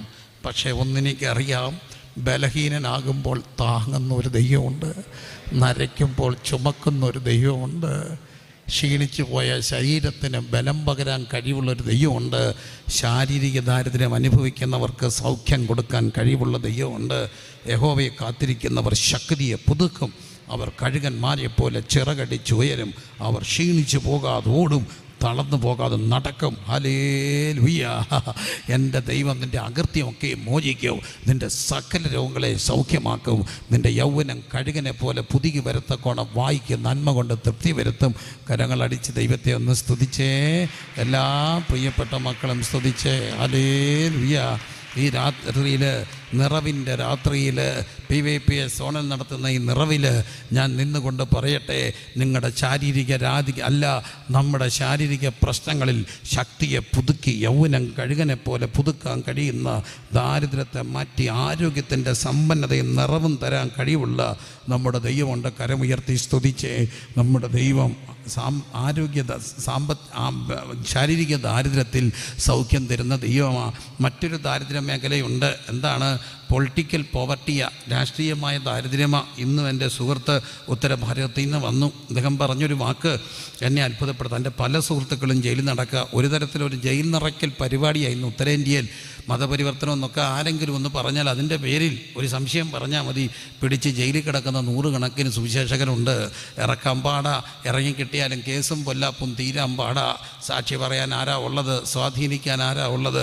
എല്ലാ നിയമ സംവിധാനങ്ങളും ജുഡീഷ്യറി മുതൽ മുഴുവൻ എതിരായിരിക്കുമ്പോൾ, ബലവാനും ബലഹീനും തമ്മിൽ കാര്യമുണ്ടാകുമ്പോൾ, ബലഹീനു വേണ്ടി ന്യായം നടത്താൻ ഇറങ്ങി വരുന്ന ദരിദ്രരോട് we are here in political poor. നമ്മൾ പൊളിറ്റിക്കലി പൂവർ ആണെങ്കിലോ നമ്മുടെ ദൈവം വലിയ ദൈവമാണ്. ബലവാനും ബലഹീനും തമ്മിൽ കാര്യമുണ്ടായാൽ ബലഹീനു വേണ്ടി നീതി നടത്താൻ, ന്യായം നടത്താൻ ഇറങ്ങി വരുന്ന ഒരു ദൈവമുണ്ട്. കരമടിച്ച് സ്തുതിച്ച് ഹല്ലേലൂയ, ഹല്ലേലൂയ, ഹല്ലേലൂയ. ഈ രാത്രിയിൽ എന്നെ കേൾക്കുന്ന വാത്സല്യ സഹോദരങ്ങളെ പറയട്ടെ, രാഷ്ട്രീയമായ ദാരിദ്ര്യം അനുഭവിക്കുന്നവർക്ക് അത് നമ്മുടെ ഒരു യാഥാർത്ഥ്യമാണ്. ഇന്ത്യൻ സിനാരിയോയിൽ ഇനി നമ്മുടെ പ്രിയപ്പെട്ടവരെ പൊളിറ്റിക്കലി പൂവറാ. കേരളമല്ല ഉത്തരേന്ത്യ. ഇവിടെ കുറച്ചുകൂടെയൊക്കെ സാഹചര്യങ്ങൾ വ്യത്യസ്തതയുണ്ട്. എന്നാൽ പേടിക്കേണ്ട, ഭാരപ്പെടേണ്ട. ആര് വന്നാലും ആര് ഭരിച്ചാലും ഉയരത്തിൽ ഉന്നതനും അതിൻ്റെ മുകളിൽ അത്യുന്നതനുമുണ്ട്. വാഴുന്നത് സ്വർഗമാണ്, വാഴുന്നത് സ്വർഗമാണ്. അത് വിശ്വസിക്കുന്നവർ കരമുയർത്തി പറഞ്ഞേ, വാഴുന്നത് സ്വർഗമാണ്, വാഴുന്നത് സ്വർഗമാണ്. അതുകൊണ്ടാണ് യെശയ്യാവ് മരിച്ച ആണ്ടിൽ കാണുന്നുണ്ട്, ഉസിയാവ് മരിച്ച ആണ്ടിൽ യെശയ്യാവ് കാണുന്നു, ഉയർന്നും പൊങ്ങിയുമുള്ള സിംഹാസനത്തിൽ കർത്താവ് ഇരിക്കുന്നത്. ആരിവിടെ ഭരിച്ചാലും അതിൻ്റെ മുകളിൽ ഒരു സിംഹാസനമുണ്ട്. അത് നമ്മുടെ ദൈവത്തിൻ്റെ സിംഹാസനമാണ്. വാഴുന്നത് സ്വർഗമാണ്. ചേർന്ന് പറഞ്ഞേ, വാഴുന്നത് ആരാണ്? സ്വർഗമാണ്. വാഴുന്നത് സ്വർഗമാണ്. വീണ്ടും ഞാൻ പറയട്ടെ, സാമ്പത്തികമായ ദാരിദ്ര്യവും അതും ഒരു യാഥാർത്ഥ്യമാണ്. ഫിനാൻഷ്യൽ പോവർട്ടി, സാമ്പത്തികമായ ദാരിദ്ര്യം. എന്തു വന്നാലും പണമില്ലാത്തവൻ എന്താണ്? പിണമാണെന്ന് പറയാറില്ലേ? ദീപസ്തംഭം മഹാചര്യം, എനിക്കും വേണം പണമില്ലാതെ വന്നാൽ പണമില്ലാത്തവനെ ആർക്ക് വേണം? പലരും പെട്ടെന്നാണ് കടക്കണിയിലോട്ടൊക്കെ പോകുക. കടക്കണിയിലോട്ട് പോയാൽ പിന്നെ ഊരി വരാൻ പാടാ. പലിശയ്ക്ക് മേൽ പലിശ, പിന്നെ പലിശ കൊടുക്കാൻ വേണ്ടി കടം, അതും പലിശയ്ക്ക് എടുക്കുന്നു. അങ്ങനെ നിന്ന നിപ്പിലാണ് മനുഷ്യൻ്റെ അടിത്തറ മാറിപ്പോകുന്നത്. സാമ്പത്തികമായ ദാരിദ്ര്യം. ഇവിടെ ഭൂമായി എന്ന സാമ്പത്തിക മാന്ദ്യത്തിലേക്ക് വഴിമാറിയപ്പോൾ പലരും കടക്കണിയിലേക്ക് പോയി. പലരുടെയും ബിസിനസ്സുകൾ തകർന്നു. പ്രത്യേകിച്ച് കോവിഡാനന്തര സംഭവങ്ങളും ഒത്തിരിപ്പേട്ട ജോലി നഷ്ടപ്പെട്ടു. വിദേശ രാജ്യത്ത് ജോലി ചെയ്തുകൊണ്ടിരുന്ന പലരും ജോലി നഷ്ടപ്പെട്ടു. ഇതൊക്കെ വരുമ്പോൾ പെട്ടെന്നാണ് സാമ്പത്തികമായ ബുദ്ധിമുട്ടിലേക്ക് പോകുക. പക്ഷേ എനിക്കൊരു കർത്താവിനെ അറിയാം. സമ്പന്നനായി തീർന്നിട്ട് ദരിദ്രനായ ക്രിസ്തുവിന് കരമടിക്കാൻ പൈസ ഇല്ലായിരുന്നു. അതുകൊണ്ട് തന്നെ നാളെ കരമടയ്ക്കേണ്ടെന്ന് ചോദിച്ചപ്പോൾ കർത്താവ് ഉത്തരം പറഞ്ഞു, നീ ഒരു ചൂണ്ട എടുത്തുകൊണ്ട് പോയി മീനെ പിടിക്ക്, ഒരു മീനെ കിട്ടും, അതിൻ്റെ വായിൽ ചതുരദ്രഹ്മ പണമുണ്ട്. കരമടയ്ക്കാൻ കാശില്ലാതെ, അരക്കാശിന് വകയില്ലാതെ, തലചായ്പാൻ ഇടമില്ലാതെ 33.5 കൊല്ലം ഭൂലോകത്തിൽ സഞ്ചരിച്ചവന് നമ്മുടെ ദാരിദ്ര്യം മാറ്റുന്ന ദൈവമാണ്. ദാരിദ്ര്യം എങ്ങനെ മാറും എന്നെനിക്കറിയില്ല. പക്ഷേ ഒരു കാര്യം എനിക്കറിയാം, നമ്മുടെ കർത്താവിന് നമ്മളെക്കുറിച്ചൊരു വഴിയുണ്ടെന്നറിയാം. ആരും അടയ്ക്കാതെ വണ്ണം തുറക്കാനും തുറക്കാതെ വണ്ണം അടയ്ക്കാനും കഴിവുള്ള വിശുദ്ധനും സത്യവാനും എന്ന പേരുള്ള ദാവീദിൻ്റെ താക്കോൽ കയ്യിലുള്ള എൻ്റെ ദൈവത്താൽ കഴിയാത്ത ഒരു കാര്യമില്ല. ദരിദ്രനെ കുപ്പയെന്നുയർത്തി പ്രഭുക്കന്മാരുടെ പന്തിയിരുത്തുന്ന ദൈവം, ദാരിദ്ര്യത്തെ മാറ്റുന്ന ദൈവമാണ്. കരമടിച്ച് ദൈവത്തെ സ്തുതിച്ചേ. Hallelujah, hallelujah, hallelujah. വളരെ പാടുപെട്ട് മക്കളെ വളർത്തിയ ഒരു പിതാവിൻ്റെ വീട്ടിലെ ജോലിക്കാരനായി റാന്നിയിലേക്ക് വന്നിട്ട് പിന്നെ വെറും ചെറിയൊരു ശമ്പളത്തിൽ അവർ കൊടുത്ത ഒരു വീട്ടിൽ താമസിച്ച് മക്കളെ വളർത്തി. പക്ഷേ സഭായോഗത്തിന് ആക്റ്റീവായിരുന്നു. ഞായറാഴ്ച വരും, എല്ലാ കാര്യങ്ങളും ചെയ്യും. ആ മക്കളെ എല്ലാം സജീവ സാന്നിധ്യമായിരുന്നു. ആ സഭായോഗത്തിന് ഞായറാഴ്ചകളിൽ വാഹനം ഓടിക്കാനൊക്കെ സ്വമേധയ വോളണ്ടിയറായിട്ട് വന്ന് വളരെ കഷ്ടപ്പെടുന്ന ഒരു കുടുംബം. അവരുടെ മകൻ ഇന്ന് വിദേശത്താണ്. അവരുടെ കയ്യിൽ കൊണ്ട് എൻ്റെ കയ്യിൽ സഭയ്ക്ക് വേണ്ടി കൊണ്ടെത്തരുന്ന ദശാംശം എടുത്ത് വെച്ചാൽ അവർ കരഞ്ഞുകൊണ്ട് പറയും, ഞങ്ങളുടെ ജീവിതത്തിൽ മൊത്തം അച്ചായന് കിട്ടുന്ന ശമ്പളത്തെക്കാൾ മേളിൽ ഇന്ന് ദശാംശം കൊടുക്കത്തക്കവണ്ണം തമ്പുരാൻ അതിരുകളെ വിശാലമാക്കിയ ഒരു ദൈവമുണ്ട്. എൻ്റെ ദൈവത്തിനൊരു കാര്യം കഴിയും, ദരിദ്രൻ്റെ ദാരിദ്ര്യത്തെ മാറ്റാൻ കഴിയും. അതിസമ്പന്നനാകുമെന്ന് പറയാൻ നിൽക്കുന്ന ഒരാളല്ല ഞാൻ, പക്ഷെ ദാരിദ്ര്യം മാറ്റുന്നൊരു കർത്താവിനെ എനിക്കറിയാം. ദാരിദ്ര്യം മാറ്റുന്നൊരു കർത്താവിനെ എനിക്കറിയാം. കരമുയർത്തി സ്തുതിച്ച് അതുകൊണ്ട് തന്നെ പറയുകയാണ്, ദരിദ്രരായ നിങ്ങൾ ആരാണ്? ഭാഗ്യവാന്മാർ. എന്തെന്നാൽ നമ്മുടെ ദാരിദ്ര്യത്തിൽ നമുക്ക് കർത്താവിനെ രുചിച്ചറിയാൻ കഴിയും. എല്ലാ കണ്ണുകളും ഒരു നിമിഷം അടച്ച് ഇതിലേതെങ്കിലും ഒരു മേഖലയിൽ എല്ലാവരും പെടും. ഒന്ന് ഈ ശാരീരിക ദാരിദ്ര്യമായിരിക്കാം. യേശുവിൻ്റെ നാമത്തിൽ സൗഖ്യം വ്യാപരിക്കട്ടെ. പരീക്ഷ എഴുതുന്ന മക്കളെ പരീക്ഷാ ഭയം മൂടിയിട്ടുണ്ടായിരിക്കാം, വല്ലാത്ത ടെൻഷൻ, ഭയം. ഈ രാത്രി പറയട്ടെ, യേശുവിൻ നാമത്തിൽ ഭയങ്ങൾ മാറട്ടെ, മനസ്സ് സ്വതന്ത്രമാകട്ടെ. ഭയപ്പെടേണ്ട, ബലപ്പെട്ടിരിക്കുക എന്ന് പറഞ്ഞ കർത്താവിനാൽ നിങ്ങൾ ബലപ്പെടട്ടെ. ഒപ്പം ഏത് വിഷയത്തിനാണ് പാട്? പഠിക്കാൻ മനസ്സിലാകുന്നില്ല, കർത്താവെ എനിക്കൊന്നും മനസ്സിലാകുന്നില്ലെന്ന് പറഞ്ഞാൽ ഞാൻ സാധാരണ പറയുന്നൊരു ചെറുപ്പക്കാരൻ്റെ കഥയുണ്ട്. പവർ വിഷനിലെ ചെറുപ്പക്കാരൻ വരാറുണ്ട്. അദ്ദേഹത്തിൻ്റെ സാക്ഷ്യം അവിടെ പറഞ്ഞതാ. +2 പഠിക്കുമ്പോൾ പഠിത്തം നിർത്തി, കഷ്ടിച്ച് 10th പാസ്സായി, +2 പഠിക്കുക. ഒന്നും മനസ്സിലാകാഞ്ഞുകൊണ്ട് ആ കുഞ്ഞ് പഠനം നിർത്തി. 3 മാസം വീട്ടിൽ ഇരുന്നപ്പം ഒരു കടയിൽ ജോലിക്ക് പോകാൻ തുടങ്ങി. കടയിലേക്ക് ജോലിക്ക് പോകുമ്പോൾ കോളേജിലേക്ക് പിള്ളേർ അതിൻ്റെ മുമ്പിൽ കൂടെ കയറിപ്പോകുമ്പോൾ അവൻ നിശബ്ദമായി കരഞ്ഞു. ബുദ്ധിയുണ്ട്, ഞാൻ പഠിക്കില്ലേ, ഞാനും കോളേജിൽ പോയില്ലേ? ഉഴപ്പിയതല്ല, ബുദ്ധിയില്ല, മനസ്സിലാകുന്നില്ല. പക്ഷേ ആ അമ്മ, ഭക്തയായ അമ്മ, കുഞ്ഞിൻ്റെ വലിയ വലിയ ബുക്കുകൾ, കട്ടിയുള്ള ബുക്കുകളെല്ലാം എടുത്ത് നിരത്തി വെച്ചു, അടുക്കി വെച്ചു. അതിൻ്റെ മുമ്പിൽ മുട്ടുകുത്തി കർത്തദാസി കരയാൻ തുടങ്ങി. കണ്ണിൽ ചാലുകളായ പുസ്തകത്തെ വീണു. ബുദ്ധിയുണ്ട്, എൻ്റെ കുഞ്ഞ് പഠിക്കും, ഉഴപ്പി നിർത്തിയതല്ല, അവന് മനസ്സിലാകുന്നില്ല. ഒരു ദിവസം ആ കുഞ്ഞ് പറഞ്ഞു, ഞാൻ കോളേജിൽ പോവുക. റീസ്റ്റാർട്ട് ചെയ്തു. കഷ്ടിച്ച് +2 പാസ്സായി, ഡിഗ്രി പാസ്സായി. പക്ഷേ MAക്ക് റാങ്കിൽ പാസ്സായി. ഗാന്ധി യൂണിവേഴ്സിറ്റിയിൽ നിന്ന് ഹിസ്റ്ററിയിൽ PhD എടുത്തു. അതിനിടയ്ക്ക് MD തിയോളജിക്കൽ ഡിഗ്രി എടുത്തു. സോഷ്യൽ വർക്കിൽ മാസ്റ്റേഴ്സ് എടുത്തു. എന്താ കാര്യം? +2 പഠനം ബുദ്ധി മനസ്സിലാകാൻ നിർത്തിയ മോൻ്റെ പുസ്തകത്തെ അടുക്കി വെച്ച് അമ്മയുടെ കണ്ണീര് വീണൊഴുകിയപ്പോൾ തുറക്കപ്പെട്ട മകൻ്റെ ഒരു ബുദ്ധിയുണ്ട്. ഇന്ന് അവൻ ഡോക്ടറായി. എന്താ കാര്യം? PhD കംപ്ലീറ്റ് ചെയ്തു. എൻ്റെ ദൈവം ദാരിദ്ര്യം മാറ്റുന്ന ദൈവമാണ്. ബുദ്ധിപരമായ ദാരിദ്ര്യം പിൻപനെ മുൻപനാക്കോ. യേശുവിൻ്റെ നാമത്തിൽ ഇന്ന് രാത്രി അടിപ്പിണരുകളാലുള്ള സൗഖ്യത്തെ തരാൻ കഴിവുള്ള ദൈവമുണ്ട്. നമ്മുടെ ദൈവം ഇന്നും സൗഖ്യം തരും ദൈവമാണ്. വിശ്വസിക്കുന്നുണ്ടോ? ഇന്നും നമ്മുടെ ദൈവം സൗഖ്യം തരും. കോവിഡിൻ്റെ സമയത്ത് ധാരാളം അനുഭവങ്ങളിലൂടെ എളിയദാസർ കടന്നുപോയി. അതിലൊരു അനുഭവം പറഞ്ഞ് ഞാൻ അവസാനിപ്പിക്കുകയാണ്. തിരുവല്ലായിലെ പ്രശസ്തമായ ഒരു ഹോസ്പിറ്റലിൽ ഒരു പിതാവ് വെൻറ്റിലേറ്ററിൽ അഡ്മിറ്റാണ്. ആ സമയത്താണ് പവർ വിഷനിലെ കോവിഡ് ശുശ്രൂഷകൾ നടക്കുമ്പോൾ ഞങ്ങളെല്ലാവരും ഇങ്ങനെ പ്രാർത്ഥിക്കുന്നതിനിടയ്ക്ക് മുഴങ്കാലുകളിലൊക്കെ പ്രാർത്ഥിക്കും. അപ്പോൾ ഇങ്ങനെ മധ്യസ്ഥ പ്രാർത്ഥന നടക്കുമ്പോൾ ഫോൺ കോളുകളായിട്ടും ഒക്കെ റിക്വസ്റ്റുകൾ വരും, പ്രാർത്ഥനാ വിഷയങ്ങൾ. അത് കൊണ്ടുത്തരും, അത് വെച്ച് പ്രാർത്ഥിച്ചുകൊണ്ടേയിരിക്കും. ഇങ്ങനെ പ്രാർത്ഥന നടക്കുമ്പോൾ ഈ പിതാവിന് അസുഖം കൂടി, കോവിഡ് അപ്പുറത്തും ഇപ്പുറത്തും കിടന്നവർ മരിച്ചു. ആ ഭയത്തിൻ്റെ ഭീകരമായ ദിവസങ്ങൾ. അദ്ദേഹത്തിന് കൂടുതലാണെന്നുള്ള വാർത്ത പരന്നു, മരിച്ചു എന്നുള്ള വാർത്ത വന്നു. പക്ഷേ അമാനുഷികമായ മിസ്റ്റീരിയസായ ഒരു എക്സ്പീരിയൻസ് ഈ പിതാവിനുണ്ടായി. അദ്ദേഹം മരിച്ചു എന്നുള്ള വാർത്ത സ്ഥിരീകരിക്കപ്പെടുകയാണ് പുറത്ത്. ഇദ്ദേഹം കാണുന്ന ഒരു അനുഭവം, താൻ കാണുന്ന ഒരു ദർശനം പോലെ താൻ മരിച്ചു, ആത്മാവ് പുറത്തു പോയി. പിന്നെ മേളിൽ നിന്നെല്ലാം കാണുക, താൻ മരിച്ചു, പിന്നെ ഒരുക്കുന്നു, ബോഡി മാറ്റുന്നു, പെട്ടിയിലാക്കുന്നു, ആംബുലൻസിനെ കയറ്റുന്നു, വീട്ടിൽ കൊണ്ടുപോകുന്നു. താൻ കാണുക. ശരീരത്തിൽ മിസ്റ്റീരിയസ് എക്സ്പീരിയൻസാണ്. ബുദ്ധിപരമായിട്ട് അതിനെ എക്സ്പ്ലെയിൻ ചെയ്യാൻ കഴിയില്ല. ഏതായാലും അപ്പോഴത്തെ പുള്ളിക്ക് സീരിയസ് ആണെന്നുള്ള വാർത്ത ഇവിടെ അറിഞ്ഞിട്ട് പ്രാർത്ഥിക്കുക. ഉണ്ടായ ഒരു കാര്യം കേൾക്കണോ?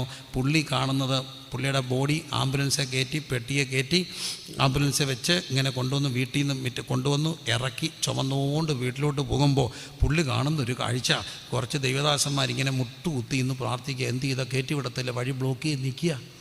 അപ്പം പെട്ടിയെ ചുമന്നുകൊണ്ട് വന്നവർ അവിടെ നിന്നു. അതിൽ ഒരു ദൈവദാസൻ ചാടി എഴുന്നേറ്റ് ഒരൊറ്റ തൊഴി വെച്ച് കൊടുത്തു.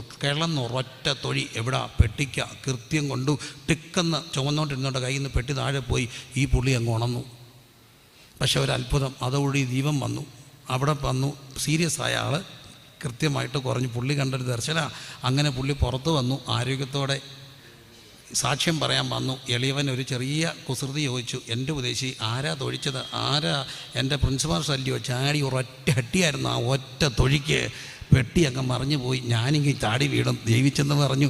അപ്പോൾ എനിക്കൊരു കാര്യം മനസ്സിലായി, എത്ര ദൂരെ ഇരുന്ന് പ്രാർത്ഥിക്കുമ്പോഴും അകലെ അതിൻ്റെ എഫക്റ്റ് വന്ന് ഇന്നും ശാരീരിക ദാരിദ്ര്യത്തിൽ നിന്നും മരണത്തിൽ നിന്നും വിടിവിക്കാൻ കഴിവുള്ള ദൈവം നിറയ്ക്കുന്നവൻ്റെ നിറവ, അതെല്ലാം നിറയ്ക്കുന്നവൻ്റെ നിറവായിരിക്കുന്ന സമയം ശരീരത്തിന് കൊടുത്തിരിക്കുമ്പോൾ ഇതിലേതെങ്കിലും ഒരു മേഖലയിൽ ഇന്ന് രാത്രി എൻ്റെ ദാരിദ്ര്യ മേഖലയിൽ എനിക്കൊരു നിറവ് വേണം എന്നുള്ളവർ കരങ്ങൾ ഉയർത്തി പ്രാർത്ഥിച്ച്, ഞാനിതിലേതെങ്കിലും ഒരു മേഖലയിൽ സാമ്പത്തികമായിട്ട് ഒരു പക്ഷേ എല്ലാ മേഖലകളിലും പെട്ടിരിക്കാം, സാമൂഹ്യമാകട്ടെ, ശാരീരികമാകട്ടെ, മാനസികമാകട്ടെ, ബുദ്ധിപരമാകട്ടെ, എൻ്റെ പൊന്നുപ്രിയരെ ഏത് മേഖലയിലാണെങ്കിലും പ്രവർത്തിപ്പാൻ നിറയ്ക്കാൻ കഴിവുള്ള, സമ്പന്നരാക്കാൻ കഴിവുള്ള ദരിദ്രനായി തീർന്ന ക്രിസ്തു, ആ ക്രിസ്തു ഇന്ന് രാത്രി ഇവിടെ വന്നിട്ടുണ്ട്. എനിക്കറിയാം എൻ്റെ മുമ്പിൽ ഇരിക്കുന്നത് ഇതിലേതെങ്കിലുമൊക്കെ മേഖലകളിൽ ഇന്നൊരു വിടുതലും സഹായവും ദൈവത്തിൻ്റെ ഇടപെടലും ആവശ്യമുള്ളവരാണ്. അങ്ങനെയുള്ളവരെല്ലാം കരമുയർത്തി പ്രാർത്ഥിച്ചേ, എൻ്റെ കർത്താവ് ദരിദ്രനായി എന്തിന് നമ്മൾ സമ്പന്നരാകാൻ യേശുവിൻ്റെ നാമത്തിൽ ഇന്ന് രാത്രി കർത്താവെ കരങ്ങൾ ഉയർത്തി എനിക്ക് ഇതിനകത്ത് ചില മേഖലകൾ പറഞ്ഞ് പ്രാർത്ഥിച്ച്, കർത്താവെ എനിക്ക് ശാരീരികമാണ്, സാമ്പത്തിക ബുദ്ധിമുട്ടുണ്ട്, കടഭാരമുണ്ട്, കുഞ്ഞുങ്ങളെ പഠിപ്പിക്കണം, മക്കൾ വിവാഹപ്രായമെത്തി, കർത്താവെ പരീക്ഷയാണ്, എൻ്റെ കുഞ്ഞിന് പഠിക്കാൻ കഴിയുന്നില്ല, കണക്ക് അവൾക്ക് അറിയില്ല, കെമിസ്ട്രി അവൾക്ക് അറിയില്ല, ദൈവമേ അവൾക്കൊന്നും മനസ്സിലാകുന്നില്ല, അവനൊന്നും മനസ്സിലാകുന്നില്ല, സഹായിക്കണേ എന്ന് ചങ്കുരുകി പ്രാർത്ഥിച്ചാൽ ഇന്ന് രാത്രി അത്ഭുതം ചെയ്യുന്ന ദൈവം, ദരിദ്രനെ കുപ്പയിന്ന് ഉയർത്തുന്ന ദൈവം യേശുവിൻ്റെ നാമത്തിൽ ആ മേഖലയിൽ ഒരു സ്വാതന്ത്ര്യത്തെ ഞങ്ങൾ ചോദിച്ചു പ്രാർത്ഥിക്കുന്നു.